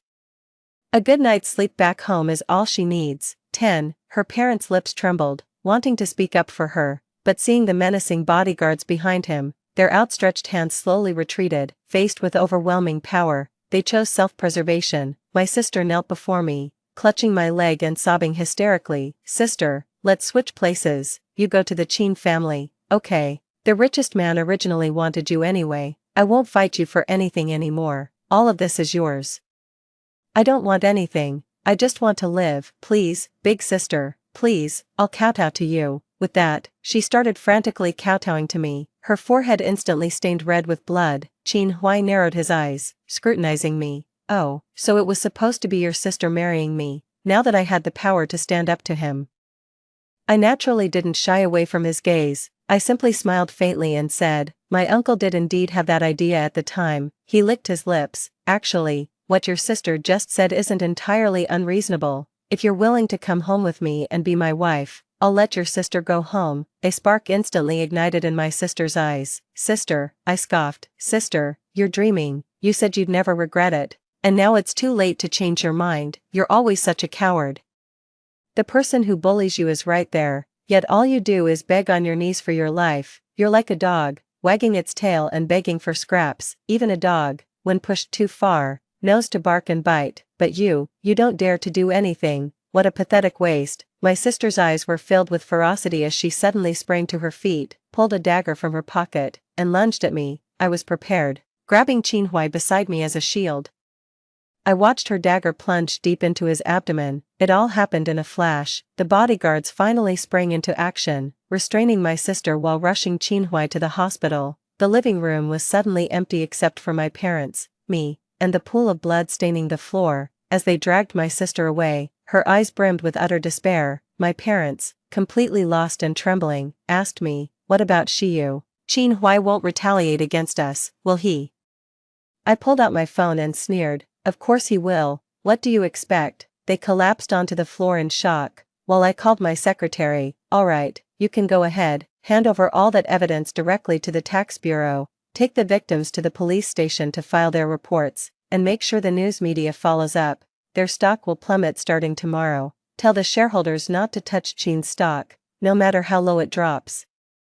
We want to buy it for even less after they declare bankruptcy." After I hung up, my parents looked at me, utterly bewildered, and asked, "Shiyu, what on earth were you just talking about?" We didn't understand a word. I just smiled and pointed at the TV. "You'll understand in a bit." 11. Breaking news. Mr. Qin Huai, son of the city's wealthiest man, has been reported for alleged rape of a minor and murder. He has been taken into police custody for investigation. Just in, Mr. Qin Jianhua, the city's richest man, has been formally accused of tax evasion, illegal smuggling, and violent assault spanning many years. He is currently under police investigation. The Qin group was exposed for forced demolitions, with demolition crews consisting entirely of gang members who repeatedly assaulted villagers. The footage has now gone viral. This series of scandals has thrust the Qin group into the eye of the storm, with both managing directors arrested. Panic instantly spread through the organization. Every streamer at our company has been discussing this nonstop for days, turning public opinion into the final nail in their coffin. With our added pressure, Qin's stock prices have been plummeting uncontrollably. No one could have imagined the city's reigning king would plummet from the heights to the gutters overnight. My sister and nephew were sent back, while the rest of the Qin family had already fled with their valuables. That household was rotten to the core. It was my first time seeing my nephew, towering over other children his age, his face expressionless but eyes brimming with ferocity. One look was all it took to know my sister's life was ruined. Qin Huai was sentenced to 16 years, and his father received a life sentence. He'll never see the light of day again. Qin's group declared bankruptcy, and I acquired it for a ridiculously low price. The view from the 36th floor is truly magnificent. Looking down at the people below, who seem smaller than ants, when I work late into the night, I can see the bright moon, but by the time the sun rises in the morning, it's already shrouded in clouds. No wonder so many people are desperate to climb to the top. The view truly is more beautiful up here. Just as I became the city's first female billionaire, I received a letter from Qin Huai written from prison. Shiyu, I've been reborn too. No wonder my heart raced when I first saw you at the wedding. You were always my true prey. What a pity I only regained my memories now. Had it been sooner, things would have been far more interesting. Honestly, you're much more delightful than your sister, and far better suited to be my pet. A mere 16 years, with good behavior. I'll be out soon. Aren't you looking forward to our reunion? Do visit when you can. Unless you'd prefer I remind you how persuasive I can be, I scoffed, tossing it into the trash without a second thought, then dialed my secretary. I forgot to tell you something earlier. Find a few people to take good care of Qin Huai and his son in prison. Make their lives a living hell. Understood, Mr. Zhou. Scum like them deserve to live a life worse than death. I was planning to deal with them after I finished my current tasks, but they just delivered themselves right to me. My secretary is my confidant, incredibly perceptive. Every 2 weeks, she brings me videos of the father and son. The once arrogant and untouchable richest man and his heir now specialize in kneeling and barking like dogs, all to avoid another beating. Qin Huai contracted a full-blown STD, losing his last shred of worth and plummeting to the lowest rung of existence. 6 months later, he tried to commit suicide with a sharpened toothbrush and was rushed to the hospital. That very night, he showed up in my garden. He bared his yellowed teeth in a chilling, eerie smile. A smile, finally, spread across the billionaire's face, a smile that left one pondering its true meaning. I'll sit. I know you're behind all of this, destroying my company, destroying me, but it doesn't matter. I love you, and I choose to forgive you. I sipped my coffee elegantly. Care to guess why I'm sitting here in the dead of night? Because I've been waiting for you. He froze for just a second before chuckling. You truly are the most entertaining prey I've ever hunted. You always did understand me. He advanced slowly, a gleaming kitchen knife at his waist. When he was just 2 steps away, I snapped my fingers. A pack of black hounds erupted from the shadows, their razor-sharp fangs tearing into him with savage fury. A look of panic flashed across his face, and he shrieked, "Help me!" So even a beast like him cries for help when he's scared. The well-trained hounds won't kill him. They'll just leave him to linger in a living hell. I poured the pre-soaked salt water over him, and he writhed on the ground, screaming in agony. You really think you got lucky enough to just waltz out of here? Truth be told, it's tricky for me to make a move while you're inside. At most, I can make your life miserable, but you know damn well I want you to suffer worse than death. Don't worry, you won't die. At dawn, I'll call the cops. With injuries this severe, they'll have no choice but to ship you off to a sanatorium. Don't say I never cared. I even opened a special sanatorium just for you. Remember what you did to me back then? I'll repay you 100-fold. 12. Everything was going according to my plan. Qin Huai regretted getting out, because he realized prison was paradise. He confessed and apologized to me countless times, and I just sat there, smiling, sipping my tea and reading, his tormented groans serving as a pleasant backdrop. One of them finally died, either the sister or her nephew with super male syndrome. The nephew locked his aunt in the room and set it on fire. Had it not been for a passing neighbor who called the fire department, the sister would have burned alive. That very night, the sister dismembered her nephew and boiled his remains in a large pot. The sister lost her mind and was committed to a psychiatric facility. So my daily dose of entertainment just got a little boost, because even though my sister's lost her mind, she still remembers Qin Huai and constantly schemes to torment him. One time, she even cut a piece of flesh from his thigh, roasted it, and forced it into his mouth. That's just too disgusting. I finally couldn't stomach it anymore. Time for me to focus on my career and let them keep each other company in there. Sitting in a sports car, enjoying the free summer breeze, and basking in the admiring gazes of young men, my life is just beginning. Story 2. After my best friend reincarnated, she stole my system. You only lived better than me because you bound with a system. This time, I'll reclaim everything that belongs to me. I remained silent. Does she even know that I'm bound to a love-struck brain system? The kind where pitying men brings a lifetime of bad luck. One moment ago, I was standing on the awards podium holding Jiang Yu's hand. The enviable CEO's wife in everyone's eyes. Then in a flash of white light, I returned to my college days when every penny had to be stretched thin, but after a dazed moment, I couldn't contain my wild joy. Heavens, I've finally gotten rid of that brain-dead system. No more trailing after men, asking this and that, spending money and effort, being a tear-jerking simp. The timing of my rebirth was quite fortuitous. In just a few minutes, I'll be on my way back to the dormitory when I pick up the system that would change my life. But this time, I decided to take a different path. Just kidding. Being a simp for one lifetime is disgusting enough. Who would want to do it for two? I turned my head, ready to share this good news with my dear best friendly Nua, only to find her staring at me with an unpleasant expression. Her eyes flickered with complex emotions like ecstasy, resentment, and anger. I reached out and touched her head, asking, Nua, what's wrong? Are you feeling unwell somewhere? Unexpectedly, she immediately swatted my hand away. The force was so strong that my hand turned red instantly. Nua, Chen Nua seemed to finally react, apologizing to me. Sorry meow. I wasn't feeling well just now. I didn't mean to. I expressed concern. Are you okay? Should I accompany you to the infirmary after class? She shook her head, forcing a smile. It's fine, I'll go by myself. Just then, the class bell rang, but I'm not really at ease leaving you like this. Before I could finish speaking, Chen Nua threw out a "see you at the dorm" and dashed off with his backpack. Thinking of Chen Nua's recent behavior, I hesitated but ultimately followed her. For some reason, I always feel her emotions are unstable right now. If I don't follow, I'm afraid something might happen. The hallway was crowded with people who had just finished class. Even though I came out just 1 minute later than Chen Nua, there was still a distance of nearly 7 or 8 meters between us. With so many people in between, I couldn't very well call out to her. I had no choice but to quietly follow her, planning to wait until we reached a more open space to speak. But unexpectedly, Chen Nua wasn't heading toward the infirmary at all. The direction she was walking became increasingly familiar, more and more familiar. So familiar that several times I wanted to call out to her, but couldn't make a sound.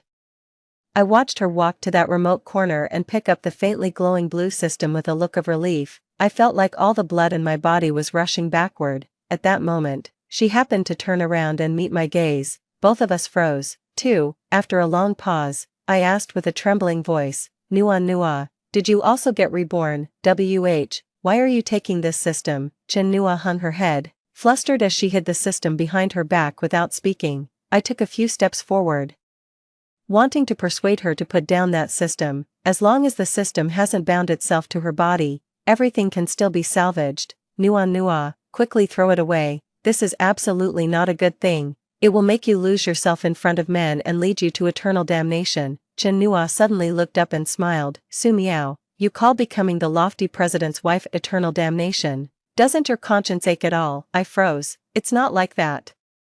Didn't I tell you before? After binding with this system, I haven't been happy at all. This kind of life where my heart and eyes only have one man, sacrificing everything for love, is absolutely not what I wanted. But this is what I want, Chen Nua shouted, his expression tinged with madness. Su Miao, just admit it. No matter how much you look down on this system, it's precisely because of this system that you got to know Jiang Yu and lived a privileged life. We used to be so similar in every way, similar grades, similar family backgrounds, similar looks, but because of this system, your life kept getting better. You met someone as impressive as Jiang Yu and even married him, while I've been stuck in place all this time, never even managing to find a decent man. I couldn't believe it and said hurtfully, Nua, so this is how you've always thought of me? Chen Nua interrupted me. Enough. Stop pretending to be sisterly affectionate with me here. In our past life, I was clearly the one who saw this system first. you just picked it up before I did. This system should have been mine from the start. You stole my life, and now, I'm just taking back what's rightfully mine." I stared at her blankly. For the first time, I felt that Chen Nua, who grew up with me and attended university together, had become so unfamiliar. I was still trying to explain to her. "This really isn't a good system. After binding, it'll turn you into a love-obsessed airhead who only thinks about men." Chen Nua's tone grew increasingly impatient. "What's wrong with being love-obsessed? As long as I gain love and power, what does it matter if I lose myself?" She mercilessly crushed the glowing orb, binding the system. Then she shoved past me and left. Watching her retreating figure, I was suddenly overwhelmed with sorrow. But this love-obsessed system would cost more than just one's self. 3. After that day, no matter how I explained to Chen Nua or listed the dangers of this love-obsessed system, she turned a deaf ear. Instead, she concluded that I was the stumbling block on her path to success. Not only did she block all my contact methods, but she even contacted the counselor to change dorm rooms. Meanwhile, she began spending her limited living expenses on cosmetics, clothes, and weight loss. Several times, I saw her in the hallway splitting a single instant noodle pack into 2 meals, looking frighteningly thin. At that moment, I knew I was powerless to change anything, because I had experienced all of this in my previous life. The first step of the love-addicted system, rationalizing sacrifices beyond one's capacity. Portraying all this as self-improvement, enhancing one's own capabilities, completely ignoring whether one can bear it, or whether the task subject is even worth it. It's like walking across a vast, flat plain that's riddled with swamps, appearing to lead to heaven, but in reality heading straight for hell. Now all I can hope is that Chen Nua's chosen target is a good person, until the day of the school sports meet.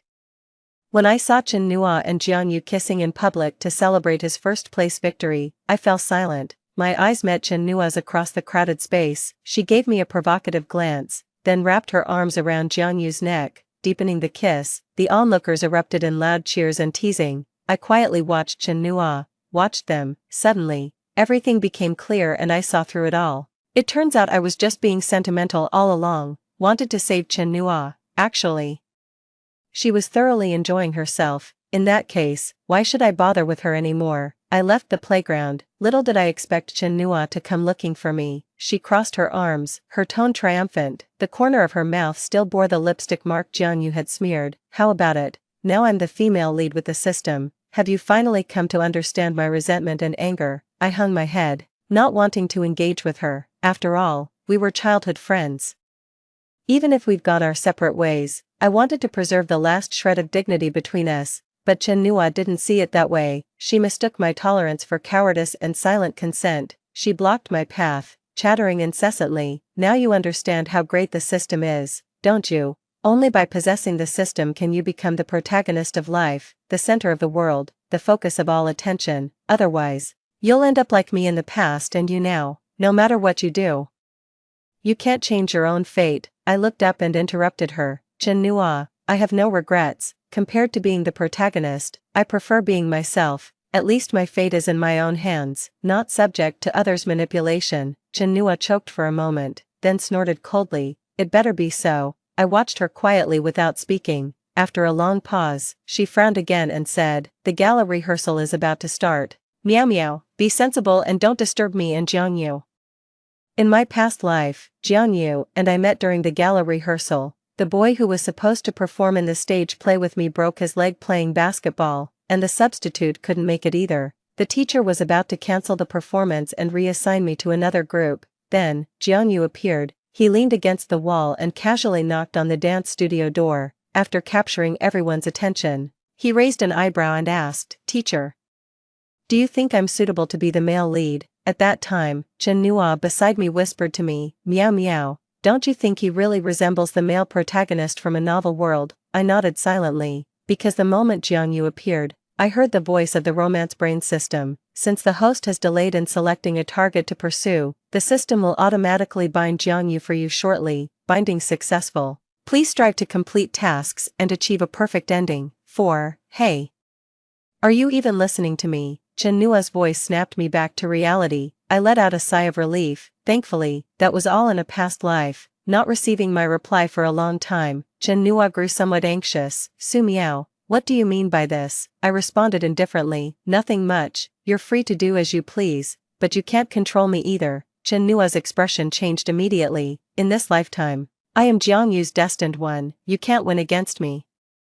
I neither agreed nor disagreed, ready to leave, but after some thought, decided to warn her, Jiang Yu isn't a good person, be careful. Without exaggeration, in my past life, I almost became Jiang Yu's blood bag, not only provide material value, but also emotional value. Even my own mother isn't this considerate. Chen Nua, however, smiled. She looked me up and down, her words dripping with pride and boastfulness. Su Miao, I thought you really didn't care about Jiang Yu.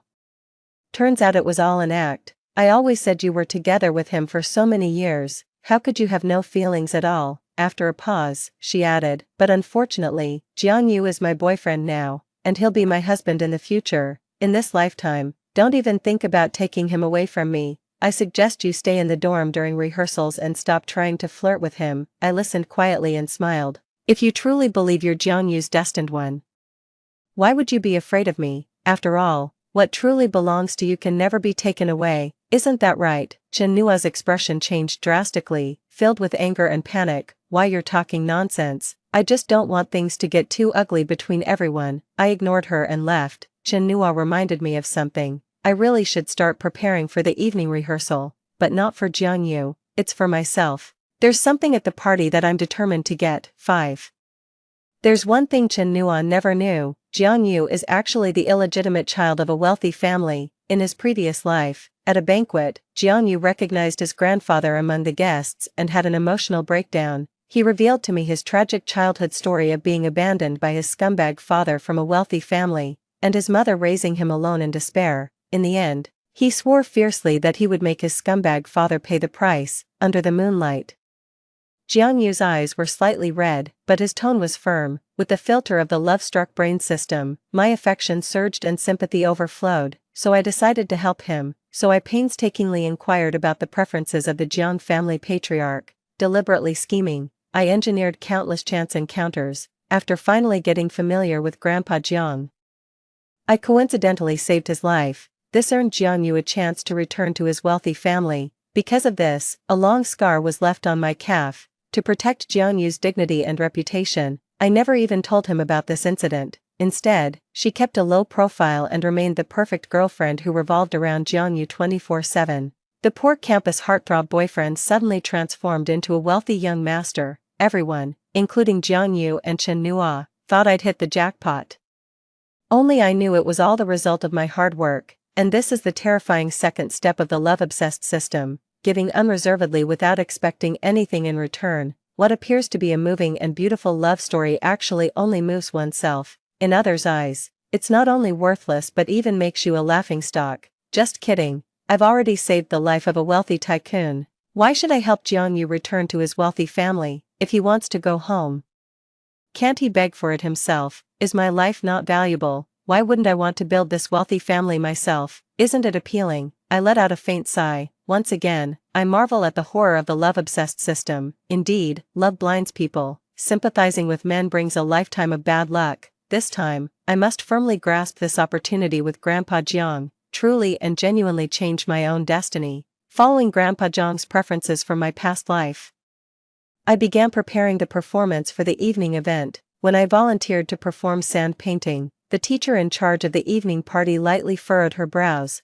Without hesitation, I brought out my tools and started painting right away. With deft strokes on the board, waves, coastlines, beaches, and flying birds came to life on the paper. The teacher's frown gradually eased. I grabbed another handful of sand and drew a perfectly round sun in the upper left corner of the picture. It's strange, it was just the simplest yellow sand, yet I could see the crimson hue of a rising sun in it. Not bad, very vibrant. It fits the uplifting theme of our school anniversary. The teacher approved my program and patted my shoulder, encouraging me to do well. I lowered my head to look at the sun again and smiled faintly. I have a feeling this will be my rebirth. 6. When Chen Nua saw me at the rehearsal venue, his facial features twisted in shock. She didn't even bother to explain to Jiang Yu. Just dragged me straight to the bathroom and said through gritted teeth, "Didn't you say you wouldn't come?" I raised an eyebrow. When did I ever say I wasn't coming? At most, I remember promising you that I wouldn't interfere with your stage play, right? Chinua choked up, her expression extremely grim. She opened her mouth. I'm warning you. I interrupted her. Chinua, I'm not interested in him. You don't need to see me as an imaginary enemy either, in my past life. It was purely because of the system binding that I had to be with him. Who you choose for the mission is your business. It has nothing to do with me. Chinua studied my expression carefully. After realizing I was serious, she let out a sigh of relief. She grabbed my hand and forced a smile. Meow meow. It's not that I don't trust you. After all, we've been such good sisters for so many years. I'm just a little worried. I'm too eager to climb up, too eager to succeed. Too eager to have an unconditional love, you understand me, don't you? I quietly watched her. Once, I thought she was another version of me in this world. We came from the same remote small town. We both had fathers who were domestic abusers, mothers who were timid and yielding, and unruly younger brothers. Most of the time, our exam rankings were right next to each other. And even our college entrance exam scores were only a point or two apart. We worked part-time jobs together and saved up enough for tuition. Together, we dragged our suitcases onto the Greenskin train late at night. Let's escape from that suffocating home together. Let's come to the dream university together. I thought we would be best friends for life. Apparently, that was just my wishful thinking. I don't know since when, Chinua and I have been drifting apart. Perhaps, as she said, this isn't solely her fault, it's just a pity. I gently withdrew my hand from Chinua's grasp and said calmly, my understanding doesn't matter. Chinua, I looked straight into her eyes. From now on, we'll each have to walk our own paths. Under my gaze, Chinua's face visibly paled. Meow meow. What do you mean? I averted my gaze and pointed at Jiang Yu approaching down the hallway. Your boyfriend's here to pick you up. Let's go. I still couldn't understand why Chinua would pin all her hopes on a man, from beginning to end. The only person we can truly rely on is ourselves. Those who walk different paths cannot make plans together. We've finally reached the crossroads of life. It's time to say goodbye. 7. In the previous life, the first place winner of the evening gala could receive a 30,000 yuan reward sponsored by the Jiang family and an internship opportunity at Jiang Corporation. This is exactly what I want. I refuse to be the virtuous housewife standing behind a successful man. I want to shine brightly on stage myself, as a successful woman. So, I took rehearsals very seriously. Watching sand silently slip through my fingers, transforming into images in my mind, is a truly magical feeling, very stress-relieving and comfortable. Because I was spacing out, I didn't react when Jiang Yu squatted in front of me. He smiled at me. You're Nuonyuo's friend, right? I didn't want to be associated with Jiang Yu, so I calmly said, we're just ordinary classmates. Jiang Yu smiled even more deeply. Well then, shall we get acquainted? I've been noticing you for a while now. I frowned. What do you mean by that? Jiang Yu froze momentarily, then struck what he thought was a handsome pose before continuing. No particular meaning. I just think you look beautiful when painting and wanted to get to know you. I calmly packed my things and stood up. Sorry, I don't want to know you. Jiang Yu grabbed me. Hey classmate, don't be so cold, I retorted. Chinua is your girlfriend, right? Jiang Yu replied frankly, yes, so what? He came to his senses and suddenly said, she doesn't have to be my girlfriend. I ignored him and walked away without looking back. As I left, I saw Chinua at the corner. Her eyes were blazing with anger, as if she wanted to tear me apart. She rushed over, knocked over my tools, grabbed my collar and yelled, Su Miao, I told you to stay away from Jiang Yu. I frowned. I'm telling you, people who think you're the main characters in some romance drama, could you stay away from us NPCs who just want to live our lives in peace? These past few days have been packed with rehearsals and final exam prep to get that scholarship. My head's about to explode. I was already annoyed to begin with. I can't bear to be the third wheel in your earth-shattering love story anymore. Chinua doesn't care whether I'm annoying or not. She's still going on and on. She's hurled every insult imaginable, shameless, two-faced, hypocritical scoundrel. Even people rehearsing in other classrooms came out to poke their heads and join the excitement. Holy crap, what's going on here? Shocking scoop, the school heartthrob is actually a scumbag. I couldn't take it anymore and directly pulled out Jiang Yu, who was trying to sneak away from the corner. Jiang Yu, explain to your girlfriend yourself what's really going on. Jiang Yu's face turned green. How could the campus heartthrob who basks in flowers and praise handle such a situation? After stammering for a while, he suddenly said, sorry Nuonyuo, It was classmate Sue who asked me to come. I really don't know what she wanted. Chinua wore an expression that said I knew it. 8. The onlookers gasped in shock. I truly never expected Jianyu to be this shameless. I couldn't help but laugh. Are you trying to scam me here? Fine, then let me show you what it means to reap what you sow. I silently took out my phone and pressed play. Then, with a smile to Jianyu whose face had changed dramatically, I said, "Classmate, sorry about this. I have a habit of recording beautiful moments, and I usually film a video while painting. You wouldn't sue me for invading your privacy, would you? After all, you're the one who came over here." On screen, Jianyu swaggers into the classroom like he owns the place, spouting outdated pickup lines right next to me. That line, "She doesn't have to be my girlfriend," was recorded with unusual clarity. My silence is deafening. For a moment, the narrow corridor fell into complete silence. Everyone looked at Chinua with sympathy in their eyes. Someone whispered, "I never expected the school heartthrob to be this kind of person." Oh well. Handsome guys like this usually play around, haven't you heard? 9 out of 10 handsome guys are players, and the 10th is at a gay bar. LOL. Chinua was thunderstruck, staring fixedly at the phone in my hand. Impossible. This can't be. I shrugged. Believe it or not. Can I leave now? I still need to rush back for my part-time job. Chinua looked at Jianyu. He was still being stubborn. No, Nua, let me explain. Chinua broke down. Explain my ass. I worked 3 jobs to buy you AJs. And I couldn't even afford 1 meat and 1 vegetable dish for my meals. Everything you wear, use, eat, and drink. Which of these didn't come from my scrimping and saving? How dare you cheat on me? The onlookers were stunned. Holy crap, no way. Is Jianyu a freeloader? This girl is so pitiful. Scumbag deserves to die. I shook my head, left. What kind of logic is it that just by binding to a system, one can become the protagonist, even with a system? Effort is still required to reap rewards. In his previous life, Jianyu wasn't without instances of infidelity, but when I complained to Chinua, she believed it was because I wasn't good or considerate enough that Jianyu strayed. She advised me to be kind and generous, using sincerity to win him over. With my love-struck mind, I believed it, returning good for evil, diligent and earnest. Like Jiangyu's personal caretaker, Chenna wasn't unaware of these things.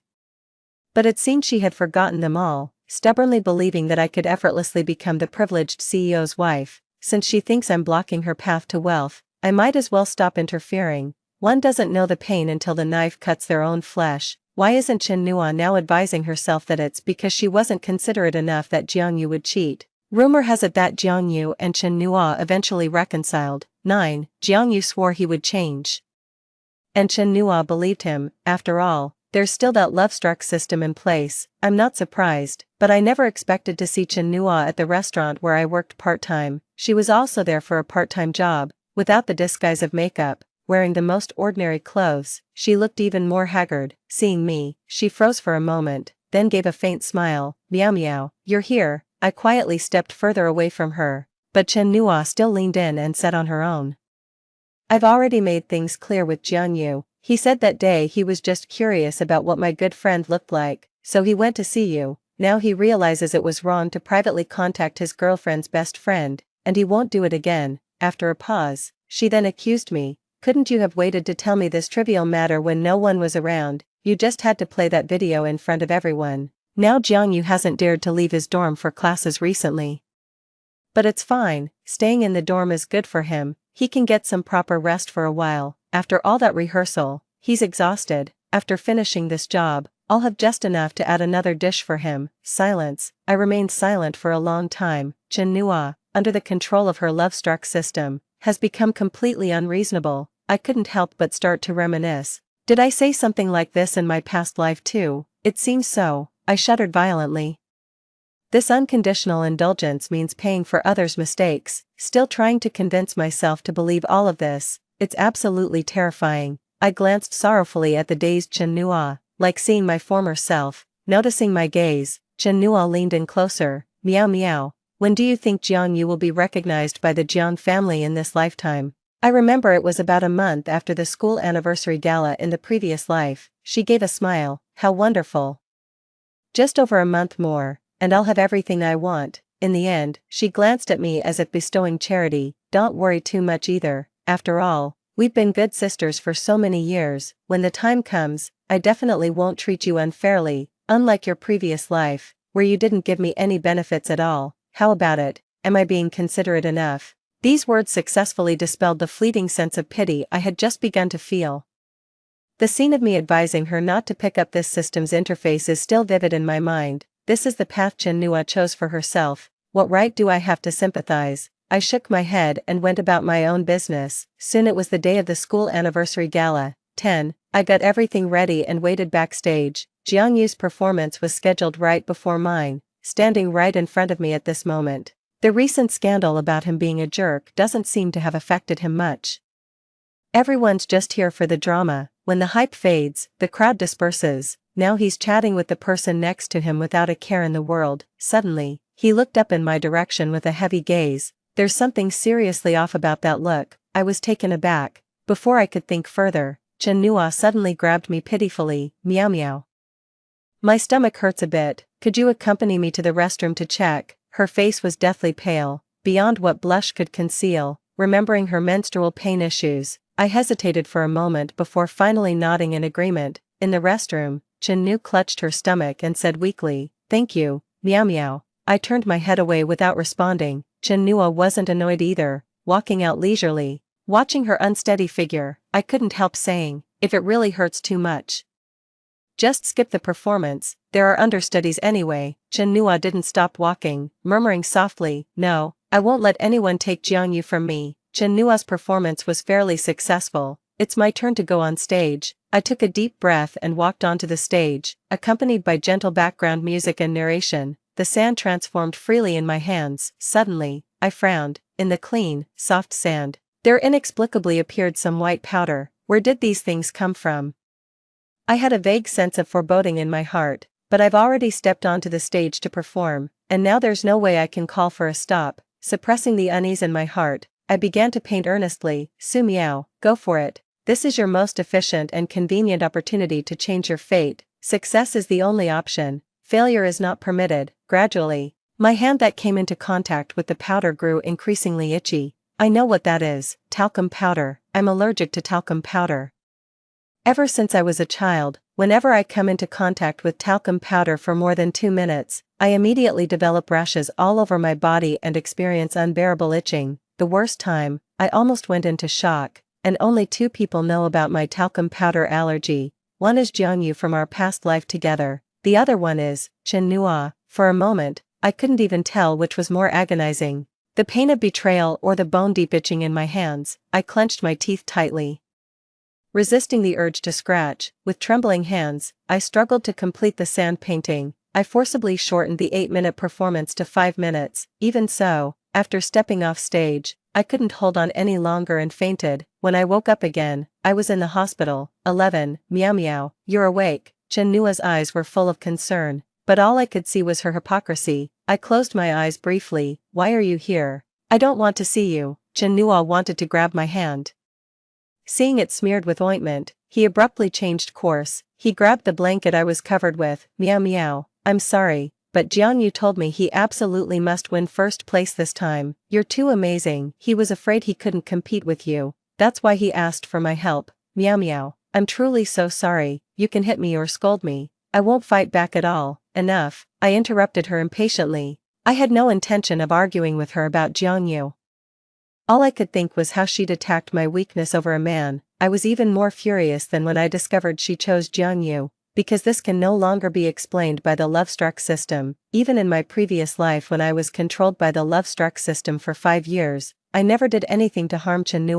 Not only did she ignore my warnings, she insisted on binding with the system. Now she's even turning around to stab me in the back. My chest heaved violently. Anger burned like a flame within me. "Chen, get out of my hospital room right now, this instant. I never want to see you again. From this moment on, all ties between us are severed." Chen stared in disbelief, his eyes wide with shock. "Meow meow, you're actually cutting ties with me over such a trivial matter. All you lost was first place, but what Jiangyu stands to lose is his bright future." I turned my head away. "Then go guard his bright future. Don't come looking for me again." With that, I pressed the nurse call button. "Hello, someone here is disturbing my rest. Could you come check?" Chen was reluctantly driven away by the nurse. Before leaving, her eyes were filled with aggrieved tears as she looked at me. I used to fall for her tricks all the time. No matter what the conflict was, I'd always give in when she started crying, because I thought we might be the two people who knew each other best in this world. It's not easy to find such a like-minded friend.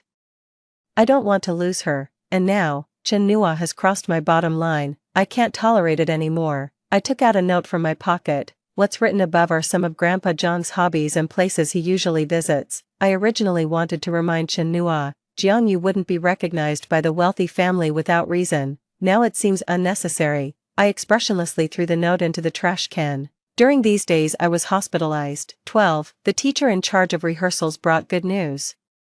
I'm still in first place. The sponsor, Jiang Corporation, acknowledged my dedication to completing the performance despite having an itchy hand. They offered me the opportunity to intern at Jiang Corporation. Although I didn't win the tens of thousands in prize money, I'm still very content with what I got. As for Chinua and Jiangyu, I certainly won't let them off either. After asking the nurse to help take photos of my hands covered in rashes, I called the police.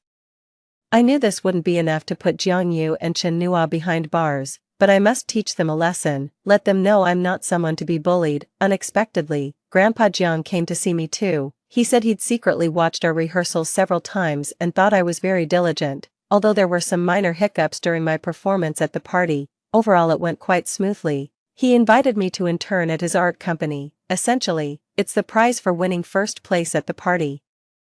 I was flattered beyond measure. I never expected Grandpa Jiang to come in person. This is such an unexpected delight. With this, my internship is practically confirmed. The next goal is to secure a formal offer from Jiang Corporation. I want to stay in the big city and fight for my own life, not just someone's wife or girlfriend. I am my own person. After that day, I didn't see Jiangyu and Chinua for a long time. Just when I thought this matter would pass and they would completely disappear from my life, I was kidnapped by Jiangyu. When I opened my eyes, I saw Jiangyu sitting across from me. 13. He was hanging his head, lost in thought. I took a look around, realized this must be the abandoned teaching building in the old campus. Because it's a familiar environment, I wasn't flustered. Jiangyu, have you lost your mind? Jiangyu smiled faintly, wearing the exact same expression as when he domestically abused me in my past life. His voice was sickeningly sweet as he touched my cheek. Meow meow, how am I crazy? In our past life, wasn't I always like this? My pupils constricted. Jiangyu, he has also been reborn, suppressing the discomfort in my heart. I forced myself to play dumb. What are you talking about? I don't understand. Aren't you Chinua's boyfriend? What does that have to do with me? Jiangyu let out a mocking laugh. Oh dear, my girlfriend won't acknowledge me. It really makes me sad, but it's okay. Meow meow. I know you're angry about me being with Chinua. Don't worry, she's not as capable as you. In my heart, you'll always be number one. All you need to do is help me return to the Jiang family. I promise you. When the time comes, you'll be my only wife. I'll give you everything you desire, unreserved devotion, power, status, all that you could wish for. Seeing Jiangyu's expression that said, you love me so much, how could you refuse me, and you're getting the better deal by agreeing, I choked up. No way, seriously, he doesn't actually think he's charming, does he? A man's greatest charm comes from the opposite sex's imagination, without that love-struck system binding me. Why should I give you a second glance? There are plenty of guys more attractive than you. Why should I give up the entire forest for a single crooked tree? I was just about to tear into him. Chinua suddenly appeared out of nowhere, holding a knife with a terrifying expression. She didn't even glance at me, charging straight towards Jiangyu. Jiangyu stumbled backward in fear, stammering incoherently, Nua. What are you doing? Chinua forced him back into the corner. Jiangyu, I love you so much, yet you treat me like a dog. Since you refuse to be with me, let's die together then. As she spoke, she moved to stab Jiangyu. Jiangyu was completely stunned. At the critical moment, the blaring sirens approached from afar. The police are here. Actually, I had long suspected that Jiangyu might have remembered something too. His inexplicable approach and obscure gaze before the performance were both highly suspicious. 14. That's why I had long prepared a small alarm and a miniature camera, to prevent him from being driven to desperate measures and taking me down with him. But I never expected Chinua to be this insane as well. After the police released me, I looked at Chinua being escorted away with mixed emotions. Her facial expression was unpredictable. When she saw me, there was a sudden moment of clarity in her eyes. A tear fell as she struggled to say, I I'm sorry, meow meow, I was wrong. Has she broken free from the system's control? I rushed over excitedly. I was taken aback. Upon closer inspection, Jinhua had reverted to that frenzied state again. She turned her head to look at Jiangyu. Jiangyu, see, even when captured, we're together. I am your destined one. You'll never get rid of me. I sighed. My heart ached with bitterness. Jiangyu nearby was still going crazy, shouting, I'm the heir of the Jiang Corporation. You can't treat me like this. My grandpa is coming soon. And you'll regret it when he arrives. Of course, Grandpa Jiang didn't come to bail him out. In the end, Jiangyu went to prison for kidnapping. Being a simp for a man is disgusting enough for one lifetime. Who would do it for two? As for me, I went to intern at Jiang Corporation. Relying on memories and abilities from my past life, I successfully secured a full-time offer. I also earned a small sum through sand painting live streams online. I paid the down payment for a small apartment of my own in the big city. Occasionally, I would go visit her. She sat by the bedside, her eyes vacant, murmuring, I am the protagonist of this world. I sighed softly. Even now, she still doesn't understand. Whether there's a system or not, everything must be achieved through one's own hands. The system can provide temporary shortcuts, but it cannot provide a lifetime. We can only rely on ourselves. Depend on mountains and they'll collapse. Depend on people and they'll flee. You are your own greatest support. The end. Story 2. After being beaten to death by domestic violence, I was reborn and returned to the age of 18, the year when I loved him the most. That year, with my hands in my pockets, I had never seen a more obsequious person than myself, but this time, that gloomy teenager who was isolated by the whole class grabbed my hand. His eyes were red as he said, Ning Bao, don't like Heat Songwei, you will die. 1. Heat Songwei's fist landed on my face without hesitation. My whole body was already in extreme pain, and my vision was stained red by my own blood. Even crying had become a luxury, until Heat Songwei raised his foot and stomped heavily on my head. Damn woman, if you like me, then die for me. I finally closed my eyes. My consciousness was in a momentary halt. I moved my fingers and found that the pain all over my body had disappeared. I opened my eyes suddenly. Heat Songwei. I instinctively shouted out this name, but then I was stunned by the scene in front of me. There were row upon row of desks in front of me, and around me were all the familiar faces from my high school days. They looked at me in surprise, and some were even whispering to each other. On the podium in the front, the head teacher, Lao Hong, was frowning and looking at me. Wait a minute, Lao Hong, didn't he die of illness a few years ago? Lu Yining, it's self-study now, what are you babbling about? I looked down at myself and saw the school uniform of No. 5 middle school that I remembered deeply. I stretched out my hands, and there were no scars or bloodstains on them. The next second, I looked at the straight-backed figure in front of me. Heat Songwei. In high school, he always sat in front of me. I reached out my hand in disbelief and patted him on the shoulder. That familiar face turned around, showing a vaguely familiar helpless expression. I covered my mouth in horror and let out a scream. After clearly seeing Heat Songwei's face, fear mixed with hatred welled up in my heart. This time I was finally able to confirm that everything in front of me was real. This was the year when I loved Heat Songwei the most, and it was also my long-lost 18th birthday, too. The day when the college entrance examination ended always appeared in my mind. That day was the last time I confessed my love to Heat Songwei. I said, Heat Songwei, I won't come to you anymore in the future, if you really can't like me. It doesn't matter. Let other boys take care of the matter of liking me. Heat Songwei showed a flustered look for the first time, and he grabbed my hand. Lu Yining, you provoked me, and now you want to leave. Starting from that sentence, I, the obsequious one, became Heat Songwei's girlfriend. I thought that my long and lonely secret love had finally come to an end. Still in a daze, in the office, Lao Hong's angry shout brought me back to my senses. At this moment, Lao Hong was still that chubby guy. Not like in that black and white photo, tortured by illness and so thin that he was unrecognizable. Although he was very strict, he was our favorite homeroom teacher. Yining, you are all adolescent boys and girls, it's normal to have someone you like, but my advice to you is to focus on your studies at this stage. Your future is more important than anyone else's. If it were before, I would definitely not have taken these words to heart. Before, Lao Hong also said these words to me. At that time, I only thought that my love was greater than the sky, and the people I missed in my youth would never come back, but now I don't think so. Only after experiencing it myself can I truly understand that Lao Hong really has my best interests at heart. My nose was sore, and I was very touched. Okay, teacher. I know I was wrong, Lao Hong nodded in satisfaction. Then, he turned to the other side. And you, why have you been picking a fight with Heat Sungwei recently? You've been chasing after him and hitting him all day long. Who was he hitting? Heat Sungwei. Only then did I notice that there was another person standing on the other side of the teacher's office. That teenager had a tall and straight figure. His baseball uniform was torn with a long gash. He was holding a school bag in one hand. And there was a wound on his forehead. He was like a defeated wild beast, standing quietly in the corner. After a while, I remembered his name, Qin Jiashu. Qin Jiashu suddenly looked up at me, and I unexpectedly fell into those dark eyes. Qin Jiashu was a very special presence in the class. He had a liberal personality, but he was tall, straight, and handsome. He was fierce and ruthless when fighting. Simply the standard male protagonist in a campus romance novel, however. Although there were countless girls who adored him, no one dared to confess to him, because there had always been rumors that Qin Jiashu's father had a mental illness and had killed his mother with his own hands. One day, the desperate Qin Jiashu carried his mother, who was covered in blood, around seeking help. Despite all his efforts, he couldn't save his mother's life. When this matter spread, it caused a huge stir.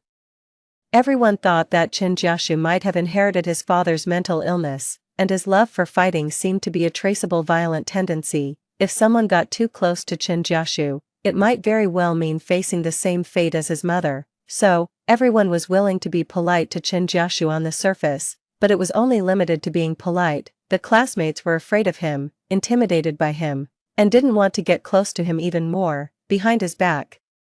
His pitiful life experience sometimes became the topic of conversation among everyone. Qin Jiashu had never explained anything either. In my memory, Qin Jiashu and I didn't have much interaction, and I couldn't remember any contact between him and Heat Sungwei. He deserves to die. The teenager in the corner spoke in a gloomy tone. He expressionlessly stretched out one hand and wiped the wound on the corner of his mouth. Lao Hong was drinking water and directly spat it out. The words from Qin Jiashu were quite terrifying, and even the other teachers in the office were startled. Ahem, don't say angry words. You have some minor fights among classmates, and I won't report it to the school, but next time, even if you fight, don't hurt yourself or your classmates. Until Lao Hong finished his lecture, Qin Jiashu and I left one after another, preparing to go back to class. But just as we were going down the stairs, Qin Jiashu suddenly stopped.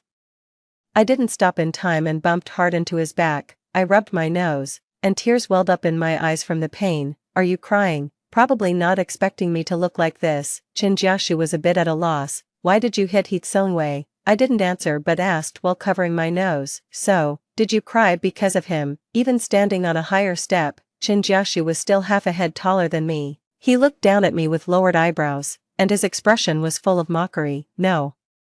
I shook my head. Well done, take me with you next time. I winked at him and gave him a thumbs up. This time, it was Qin Jiashu's turn to be stunned. 3. I lowered my head and looked at Qin Jiashu's injured fist. The joints there were already red and swollen. Does it hurt? I asked softly. In front of me, he moved his lips, and his eyes were stubborn. No, how could it not hurt? Although I didn't know what it was like to hit someone, no one knew better than me what it was like to be beaten.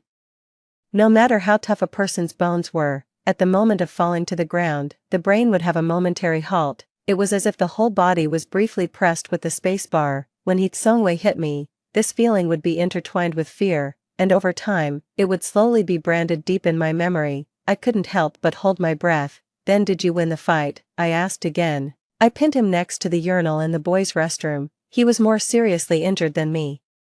Standing on the stairs, I suddenly laughed, and a sense of pleasure welled up in my heart. It was as if I was seeing that scene unfold before my eyes. Lu Yining, what are you laughing at? Qin Jiashu frowned slightly. Of course, he wouldn't understand that I was laughing at Heat Sungwei, who had always regarded himself as the favored one of heaven. In this second chance, his high school life that was surrounded by admiration actually left such a vivid mark. Qin Jiashu, well done. You have to win every time in the future. I was just cheering, but as soon as the words left my mouth, a figure slowly walked up from below the stairs. Heat Sungwei stopped in his tracks. His face was full of uncertainty, and it was obvious that he had heard the conversation between me and Qin Jiashu just now. I wasn't sure what he had heard, however. This time, I was truly meeting the 18-year-old Heat Sungwei again. The memories in my mind were like the pages of a book.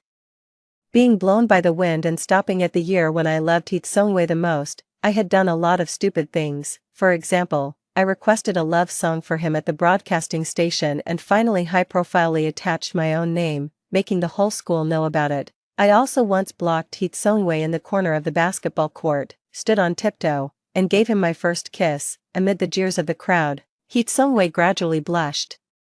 I couldn't tell whether the expression on his face was anger or excitement. I only remembered that Heat Sung-wei desperately wiped his mouth with the back of his hand, and finally, his face changed, and he rushed towards the restroom. His basketball team teammates almost laughed themselves to death, saying that Heat Sung-wei must have been made to vomit by my kiss. At that time, I was not afraid at all, thinking that everyone's ridicule would only make me move forward more bravely. Heat Sung-wei was originally the school heartthrob, and such a title made the story between us more spreadable. I recklessly announced my love for him to the whole world. At that time, in the face of my repeated confessions, the expression on Heat Sung-wei's face was exactly the same as it was now. The two faces of Heat Sung-wei overlapped across time and space. And it seemed that nothing had changed. He still looked so impatient with me. After experiencing a long and painful married life, standing in front of him again, all I felt was fear. I was a bit uneasy and instinctively tightened my grip on Chin Jiashu's arm. My such action made both Chin Jiashu and Heat Sung-wei stunned for a moment. "What are you two doing here instead of going back to class?" Heat Sung-wei's tone was full of questioning. As the monitor, it was only natural for him to ask about attendance. Hearing this familiar voice, in the past, I would have been overjoyed, but now, I didn't even dare to meet his eyes, and my body was slightly trembling. It turned out that I had not only lost the ability to love someone, it seemed that I couldn't get along with Heat Sung-wei calmly anymore either. I tried my best to make my voice sound steady. "We were just about to go back." "You too?" Heat Sung-wei raised his head, and his gaze lingered on the hand where I was holding Chin Jiashu's arm. "Lu Yining, you've been acting strange since just now. Why did you suddenly shout my name during the self-study class just now?" Heat Sung-wei paused, and there was an inquiring tone in his voice. "Are you okay?" For a moment, I didn't know how to explain, and sweat broke out on my forehead. The more I was questioned like this, the more I wanted to escape. I didn't know if Chin Jiashu sensed my nervousness. He moved his body and completely stood between me and Heat Sung-wei, blocking that inquiring gaze. "She's fine, just now in the office." Lu Yining promised Lao Hong that she would concentrate and study hard. "From now on, you should stay away from her," Chin Jiashu said coldly. Heat Sung-wei's eyes changed color, and his tone was unfriendly. "What do you mean by that? Do I need to make it clearer?" The mocking look on Chin Jiashu's face gradually deepened. "What I mean is, get lost. As far away as possible, even if it means dropping out of school or moving away. You'd better disappear completely from this world." Heat Sung-wei was completely enraged. I said, "Chin Jiashu, I don't think I've ever offended you, right? What do you mean by always speaking as if you want me to die? My tolerance also has a limit. I hope you speak more politely. The matter between me and Lu Yining doesn't need your interference. I know what I'm doing. And you should make it clear that it's Lu Yining who likes me. It's not that I'm chasing after her." At the end, as if showing off his spoils of war, Heat Sung-wei took a step forward and grabbed my arm. He seemed a bit unhappy and wanted to regain the upper hand in this way. "Lu Yining, the class time is coming soon. It's still not too late for you to go back with me now. Don't hang out with such a bad student." I knew that Heat Sung-wei must have thought that I would go with him. The previous Lu Yining was indeed like a dog that was willing to wag its tail at Heat Sung-wei even without a bone, but now, in front of me, on one side was Heat Sung-wei's outstretched hand, on the other side, it was Chin Jiashu's torn baseball uniform. I resolutely tightened my grip on the corner of my clothes, and my feet seemed to be rooted to the ground, not moving at all. I held back my nausea and said, "I have legs and can walk by myself, you don't need to worry about it." These words were like a dagger, piercing through Heat Sung-wei's confident mask. Even when I walked into the classroom side by side with Chin Jiashu later and passed by Heat Sung-wei's desk, he was still looking at me with a bit of surprise. I was very different from before. Heat Sung-wei must also be unable to figure out what made me, the obsequious one, wake up. Did he really love me? With this second chance, I saw clearly the heart of the 18-year-old Heat Sung-wei. This wasn't love. He was just used to being looked up to with such adoring eyes by me. Once he lost someone like me who looked up to him, certain things would no longer have meaning. After all, this clown, could still find some amusement in my spare time. So, That's why he had that reaction when I confessed to Hee Seung-wei for the last time. If you love someone, you can feel the most passionate resonance of the heart in the first moment. Love isn't about sacrificing oneself meaninglessly over a huge amount of time. Adding one's own tears and the self-esteem that has been exhausted, and humbly exchanging for it. The person you love must also love you equally. Unfortunately, I had to pay with my life to understand this truth. Biting the tip of my pen, I searched through my memories and couldn't remember this scene on the stairs at all. Could it be that there was something wrong with my previous memories? I turned my head and secretly looked at Chin Jiashu, who was sitting in the corner of the last row. At this moment, he was sleeping with one arm pillowed under his head and his eyes closed. He had a tall and straight nose bridge, his lips were slightly pursed, giving off a somewhat gentle aura. He was completely different from the Chin Jiashu who could be deadly when fighting. Chin Jiashu, what kind of person was he exactly? I knew nothing about the answer to this question. I didn't know Chin Jiashu. To me, who had been reborn, he was like a blank sheet of paper. Just then, Hee Seung-wei, who was sitting in front of me, suddenly turned around. He said to me in a low voice, "Shall we talk after class?" I pretended not to hear him. After class, I grabbed my good friend and rushed to the school's convenience store. Only when I held the cup of milk tea that I missed the most in the depths of my memory did I finally feel a trace of joy in my heart. This was the most wonderful memory that should have been had in high school. Good friends who played and fooled around. The snacks I liked the most, the endless examination papers, the concerned words of the homeroom teacher, and the seemingly bright and promising future. I stood at the door of the convenience store, a bit lost in thought. It turned out that these were the most memorable parts of my youth. 6. Obviously, Hee Seung-wei didn't let me go. He waited at the corner of the teaching building. When he saw me appear, he immediately came up to me. "Stay away from Chin Jiashu.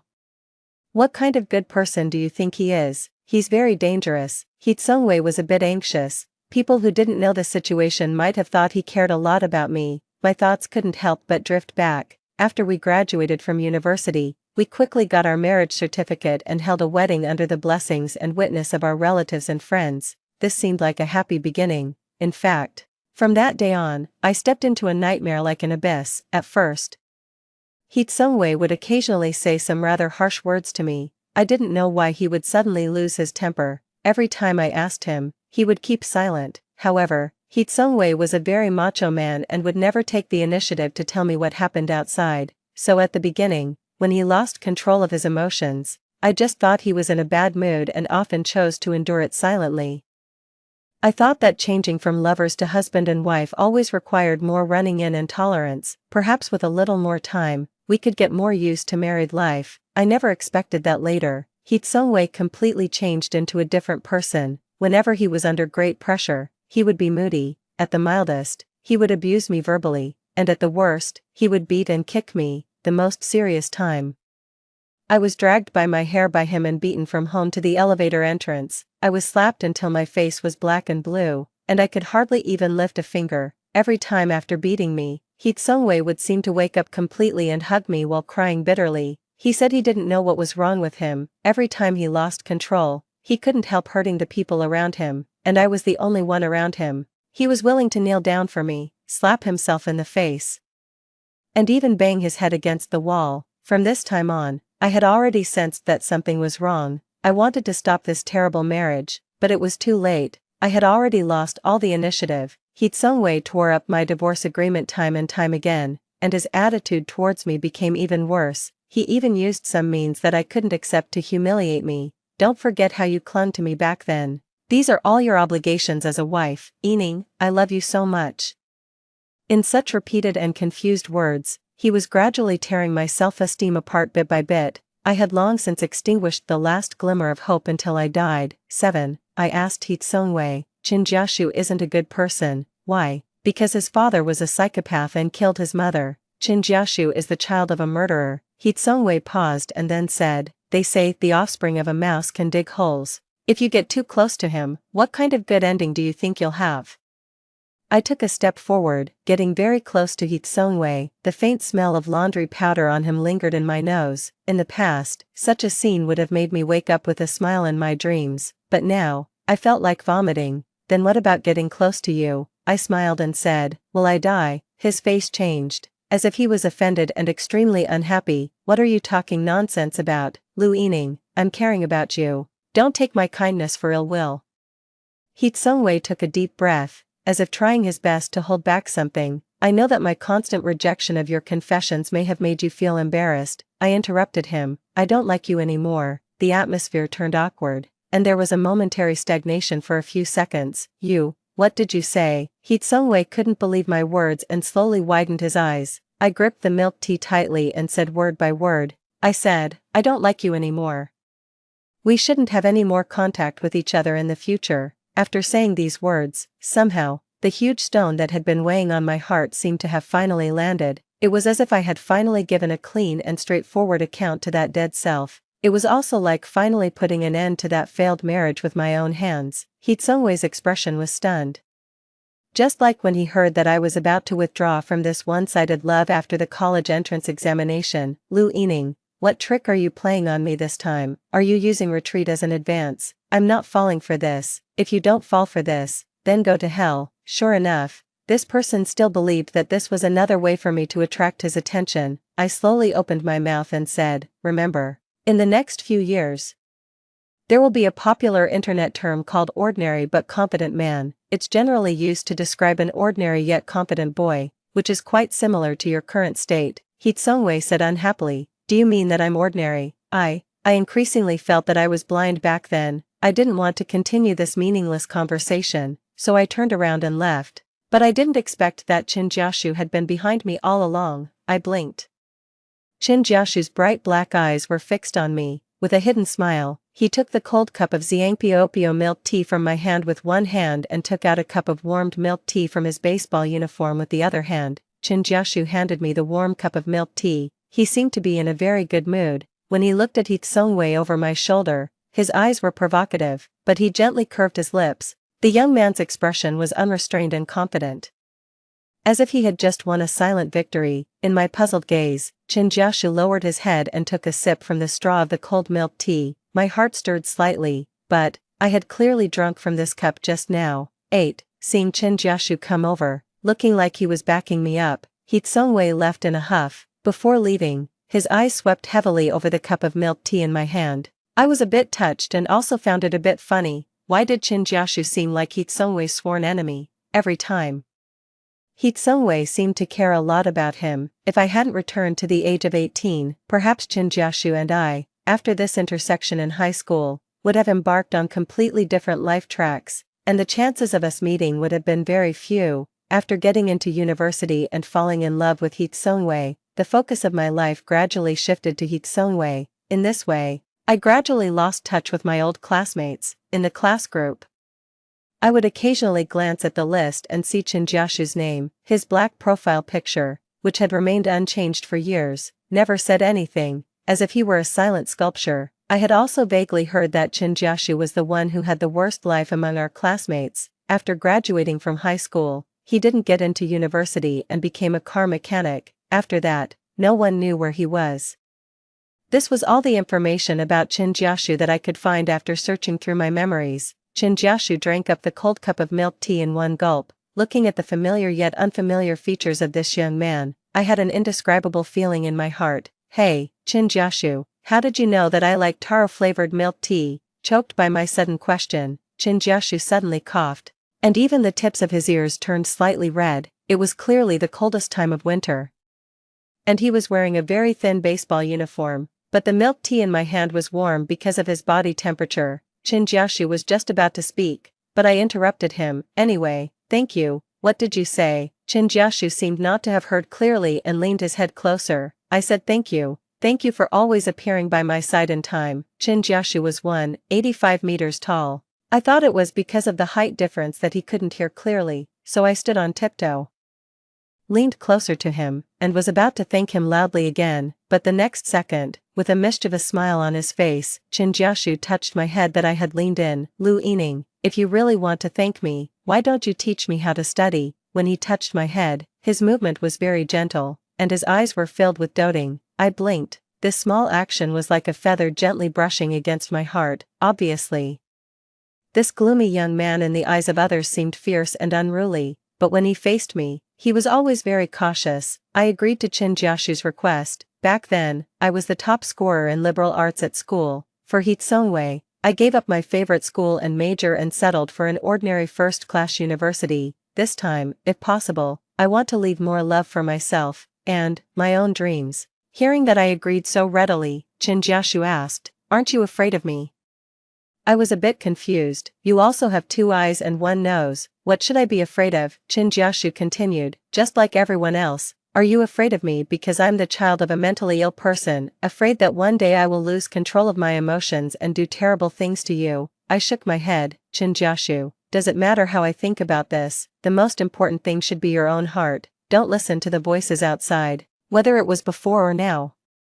I have never had any prejudice against Chin Jiashu because of his family background for a single moment. We are all born this way, and we can't choose our original families. Who isn't an ordinary person with their own flaws? My father didn't kill my mother. Chin Jiashu stared at me, somewhat moved. After a while, he retracted his gaze and said lightly, "I've never told anyone about this. You're the first." In a daze. I was actually a bit surprised. For so many years, he had been living under the label of the child of a murderer and had been isolated by everyone to some extent. Chin Jiashu had never explained this matter to anyone, but only when facing me was he willing to pour out his secrets word by word. 9. I applied to Lao Hong to become deskmates with Chin Jiashu. There had always been a tradition of mutual assistance study groups in the class. Lao Hong was very happy to see that I was focusing on my studies, and he was also glad that Chin Jiashu had finally seen the light. Now, Chin Jiashu was my new study partner. I asked him to sign a written agreement with me that he wouldn't fight easily in the future,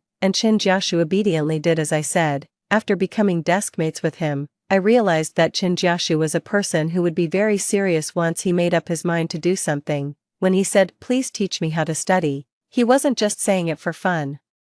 Chin Jiashu was truly taking a very serious attitude to treat the matter of studying again. Every morning during the self-study class, his figure would be the first to appear in the classroom, and he would also help Lao Hong clean the blackboard spotlessly. I knew that Lao Hong had a very serious case of arthritis. Chin Jiashu seemed to be grumpy towards the whole world, but in fact, he had a very kind heart. Even though the whole class thought he was terrible, he still chose to be a very good person. Everything was going smoothly, but Hitsongwei would always deliberately or inadvertently show up in front of me, especially after my relationship with Chin Jiashu improved. I thought I had made it clear enough to Hitsongwei, but I didn't expect that my indifference made Hitsongwei go even further. One day, as I passed by the basketball court and was thinking about creating questions for Chin Jiashu, the boys inside suddenly whistled at me.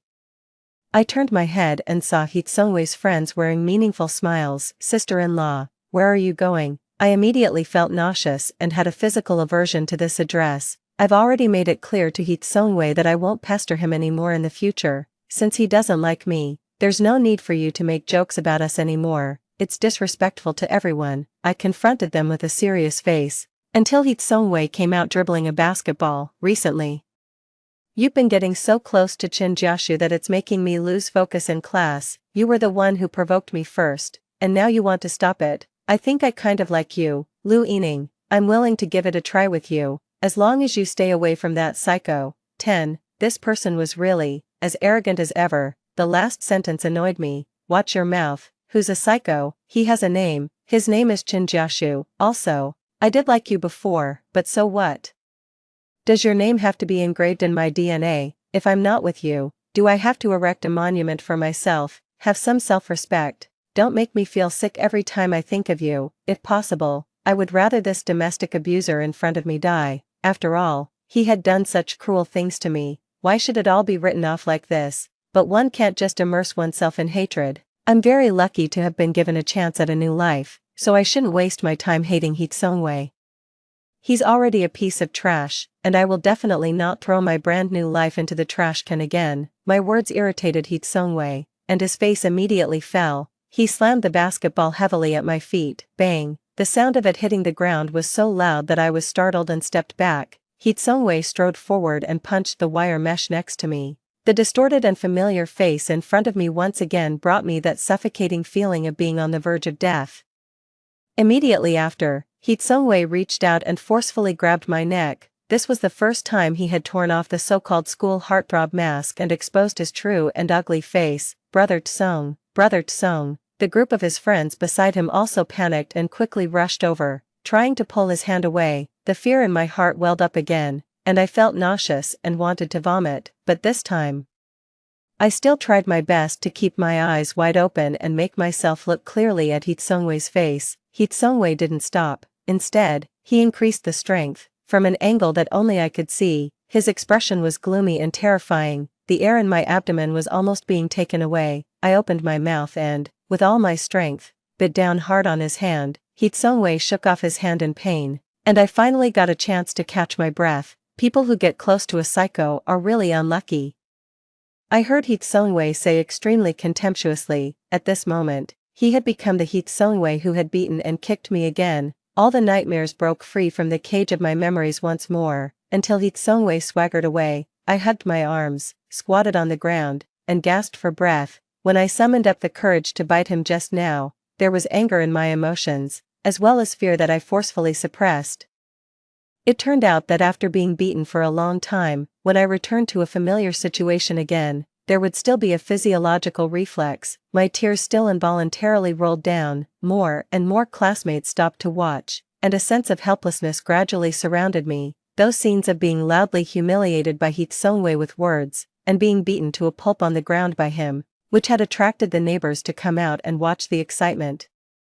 Those scenes that I had scarcely forgotten, all came back to my mind. Would anyone come to save me, just like those many times I had silently cried out in the abyss before? In the end, I still shattered myself. What are you looking at? Get lost all of you. It was Chinjiashu's voice. Through my tears, I saw him like a fierce beast, roaring and driving away the surrounding classmates. He pushed through the sparse crowd and rushed straight towards me. He held me in his arms, and the panicked expression on his face was clearly visible. In such a warm and clean embrace, I hugged Chinjiashu tightly and finally cried out loud. I really needed such an embrace. Ning Bao, it's me. I should be damned. I came too late. I should have told you earlier. Don't like Hitsungwei, you will die. Please don't cry. With me here, it doesn't matter what happens to you. It doesn't matter if you don't want to face it. I can stand in front of you, and I will stand in front of you.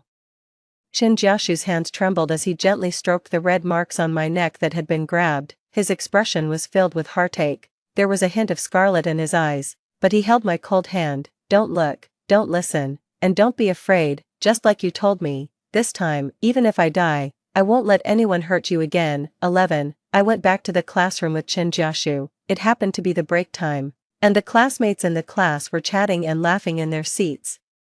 When they saw me appear at the door, everyone shut their mouths as if they had a great deal of tacit agreement. Some people looked at Hitsungwei, who was pretending to be calm, but everyone knew in their hearts what had happened at the basketball court just now. I walked back to my seat, and Chinjiashu directly stood on the podium. He was still wearing that baseball uniform, but his eyes were staring straight at Hitsungwei. Just now, there were not a few classmates who saw Hitsungwei take action beside the basketball court. Some things, let's talk about them openly today. All along, everyone has had some misunderstandings about me. My father was never a murderer. He was a great policeman and loved my mother very much during his lifetime. He died at the border, not in a cold prison. Hitsungwei, when you imposed your own story on me at that time, you made it sound quite believable.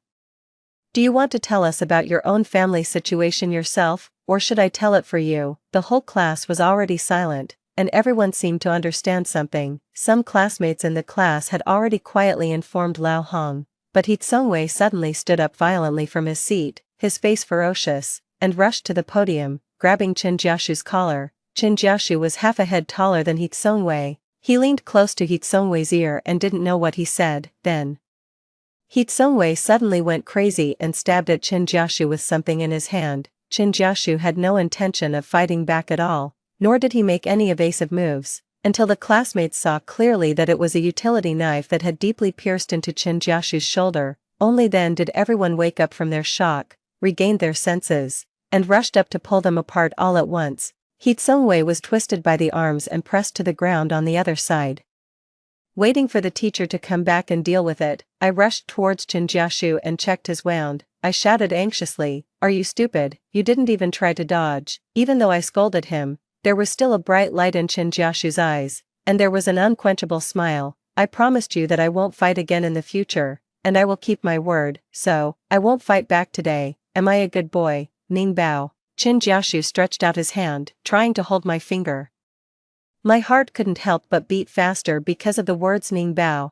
This was an intimate name that only my family members knew. When it came out of Chin Jiashu's mouth, it always carried a bit of an indescribable intimacy. I gave Chin Jiashu a glare. I thought that he still had a lot of things to explain to me. In the midst of the chaos, Chin Jiashu leaned close to me and said in a low voice, Lu Yining, it's so good to meet you again. The end. Extra Chapter 1, Chin Jiashu's perspective.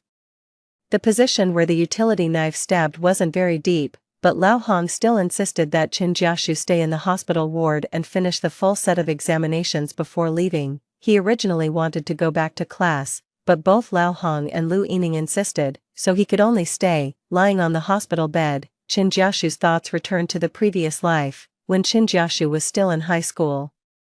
He would be woken up by the sounds of beating and scolding from the next door every night. He only knew that his neighbor was a boy of about the same age as himself and seemed to be from the same school. It happened that the male owner next door had a mental illness. Every time he had an attack, he would almost beat his wife to death. His mother had privately called the police, but when the police came, all they could do was mediate, until one day, the boy next door got into a fight with his father, and the two of them fell out of the room together. Even though the boy was covered in blood, Chin Jiashu could tell that he was He Tsung-wei from his class, that outstanding student in the school, who was completely different from him. The next day, He Tsung-wei stood in front of him arrogantly, and his embarrassed appearance was completely gone. You won't tell anyone, right? I'm the president of the student union. I know a lot of people in the school and have a good relationship with them. If you're willing to keep it a secret, you can ask me for help whenever you need it at school. Although Chin Jiashu didn't have the habit of gossiping behind others' backs, He Tsung-wei's superior tone made him a bit uncomfortable. From that sentence on, he inexplicably disliked this so-called school heartthrob. So, at that time, Chin Jiashu didn't show He Tsung-wei a good face. He neither agreed nor refused. After all, in Chin Jiashu's heart, this matter had nothing to do with him at all, and he disdained to spread such gossip, until one night, the escaped criminal that his father had once participated in capturing, the one who got away, somehow found his home. The criminal had come for revenge on purpose. After stabbing a few times in the dark, he fled, but in that winter, due to the untimely rescue, Chin Jiashu lost his mother forever. In this world, only Chin Jiashu was left. No one would love him anymore. Just at this time, someone in the school started spreading the rumor that there was a little psycho in class 5. When the classmates weren't sure who it was, He Tsung-wei took the initiative and vividly fabricated the story of Chin Jiashu carrying his mother to find a hospital on a winter night. The whole class believed it to be true, and the rumor spread more and more widely. After all, He Tsung-wei was the president of the student union. He was good-looking and had good grades. No one knew that he imposed his own family background on Chin Jiashu just to cover up the fact that his father was a mental patient. But Chin Jiashu had nothing left. He didn't care even more about what others said and became even more self-destructive. He began to completely give up his studies and throw himself into childish violent conflicts. As if this could numb his extremely painful feelings of longing, the day he met Lu Yining was at the door of the convenience store, holding a cup of taro-flavored milk tea. She said indignantly, "You can't say that about Chin Jiashu. He didn't do anything wrong." In front of her were several boys in the class who liked to cause trouble the most. He has no choice about what kind of family he was born into, even if his father is sick. He must be very sad, right? We are his classmates. If Chin Jiashu hears us saying these things behind his back, how will he feel? Even though so many people in the class firmly believed that Chin Jiashu would definitely kill someone, Lu Yining still spoke up loudly for Chin Jiashu. She believed in him. Chin Jiashu began to pay attention to Lu Yining, and he found it more and more difficult to take his eyes off her. Every day, Chin Jiashu knew exactly what kind of small hair ties Lu Yining had on her hands when she collected the exercise books. Sometimes it was a pink heart-shaped one, and sometimes it was a Star Dai Lu, a cartoon character. Later, once during the whole class's nap, Lu Yining's hair tie fell to the ground. Chin Jiashu picked it up as if he had found a treasure and secretly put the pink heart-shaped hair tie on his own hand. When he skipped class, he held up the pink heart on his wrist and asked his good friend Chin Jinian, "You tell me, is this really considered liking?" Chin Jinian was also in the same trouble as him. Secretly in love with the class monitor, a little girl named Xu Sui. I don't know either, every time I see her, I just think she's so cute. Yeah, that's right, but his Ningbao must be even cuter. Every time he saw Lu Yining, Qin Jiashu thought she was really beautiful. Her long eyelashes were like a small fan, and her small lips must be very soft to kiss. She could always make his heart melt involuntarily. Qin Jiashu also heard that when Lu Yining's parents came to pick her up, they would dote on her and call her Ning Bao. How could someone have such a cute pet name, Ning Bao, Ning Bao? He always muttered it, and it was the most beautiful incantation between his lips and teeth, until he watched Lu Yining fall in love with He Tsungwei, making a big fuss about it and making it known to everyone. But she didn't seem to be afraid at all and still looked like she was moving forward bravely. He Tsungwei clearly didn't care about her at all, just calling her over and sending her away as he pleased. It was a pity that she didn't like him. Later, Qin Jiashu muddled through high school. Because he didn't perform well in the college entrance examination, he didn't get into his ideal university. He originally wanted to repeat his senior year, but he felt that life had no meaning at all. For such a life with nothing, what was the use of working hard? Even so, he still had a hidden intention and moved to the city where He Tsungwei and Lu Yining were. Because he didn't have a degree, he could only find a job as a car mechanic. The place where Qin Jiashu worked was just below Lu Yining's company. He didn't want to disturb her, and even less did he want to be regarded as a pervert. He just wanted to be able to watch Lu Yining silently. Only when he knew that she was doing well could he feel at ease. In the WeChat group of old classmates, they would occasionally chat. One day, Qin Jiashu saw Lu Yining happily sending out the electronic wedding invitations of her and He Tsungwei. Other classmates congratulated them one after another, and the emoticons kept flooding the screen. In the wedding photo, Lu Yining was smiling brightly. She must be the most beautiful bride in the world. Qin Jiashu silently turned off his phone and lay in the dormitory that was only a few square meters. The smell of engine oil filled his nose. A sour feeling filled his eyes, and a secret pain welled up in his heart. This must be the end of him and Lu Yining, right? His love would never have a chance to be expressed in this lifetime. He heard the news of Lu Yining's death through this classmate group that he almost quit. Qin Jiashu accidentally learned that when Lu Yining died, there was hardly a single piece of uninjured skin on her body, and it was all covered in bruises. That overwhelming anger engulfed him, especially after seeing that He Tsungwei quickly got a new girlfriend. The last bit of Qin Jiashu's reason was destroyed. His girl was asleep forever, but the devil was still at large. He didn't know why, but he couldn't sleep day or night because as soon as he closed his eyes, he would see Lu Yining's red eyes from crying, appearing over and over again. On the 7th day after Lu Yining's death, Qin Jiashu carefully planned and poured gasoline on He Tsungwei. Then, he lit the lighter. He Tsungwei's hateful face finally gradually disappeared in the flames. At this moment, Qin Jiashu's heart was filled with a long-lost peace. If possible, he hoped that He Tsungwei would go to hell. Qin Jiashu took out that long-lost high school graduation photo. In the photo, he had managed to squeeze next to Lu Yining with great effort. That day, Lu Yining had a high ponytail and wore a light makeup. He was wearing her hair tie on his hand. At the moment the shutter was pressed, he slightly turned his head towards her. This was the screensaver of Qin Jiashu's phone and also the only group photo of them in all these years. Qin Jiashu kissed the photo, and then, he jumped off from the highest point of the city. But the gears of fate turned again. Qin Jiashu never expected that he would actually return to the age of 18. This was simply the greatest gift from heaven. That was the year when Lu Yining loved He Tsungwei the most, and also the year when Qin Jiashu loved Lu Yining the most. However, from now on, Qin Jiashu would love Lu Yining every year. Extra Chapter 2. On the day when the college entrance examination results were announced, Qin Jiashu went missing. Lu Yining was extremely anxious. She had already checked the results. This time, not only did she get into her dream school, but she was also successfully admitted to her desired major. She wanted to share this good news with Qin Jiashu the moment she found out. But someone please tell her, why was Qin Jiashu gone? She ran to Qin Jiashu's house out of breath. Qin Jiashu's aunt said that she hadn't seen the boy since the results were released today. Could it be that his grades were not good, and he was hiding and refusing to see her? What a fool! Although she and Qin Jiashu had agreed that he must get into a school in the same city as hers before she would accept his confession, in fact, even if he didn't, she would still have accepted him. After He Tsungwei was expelled from school, the police took him away. and his whereabouts remained unknown ever since. That devil would pay the price under the sanction of the law. Under Lu Yining's questioning, Qin Jiashu confessed everything.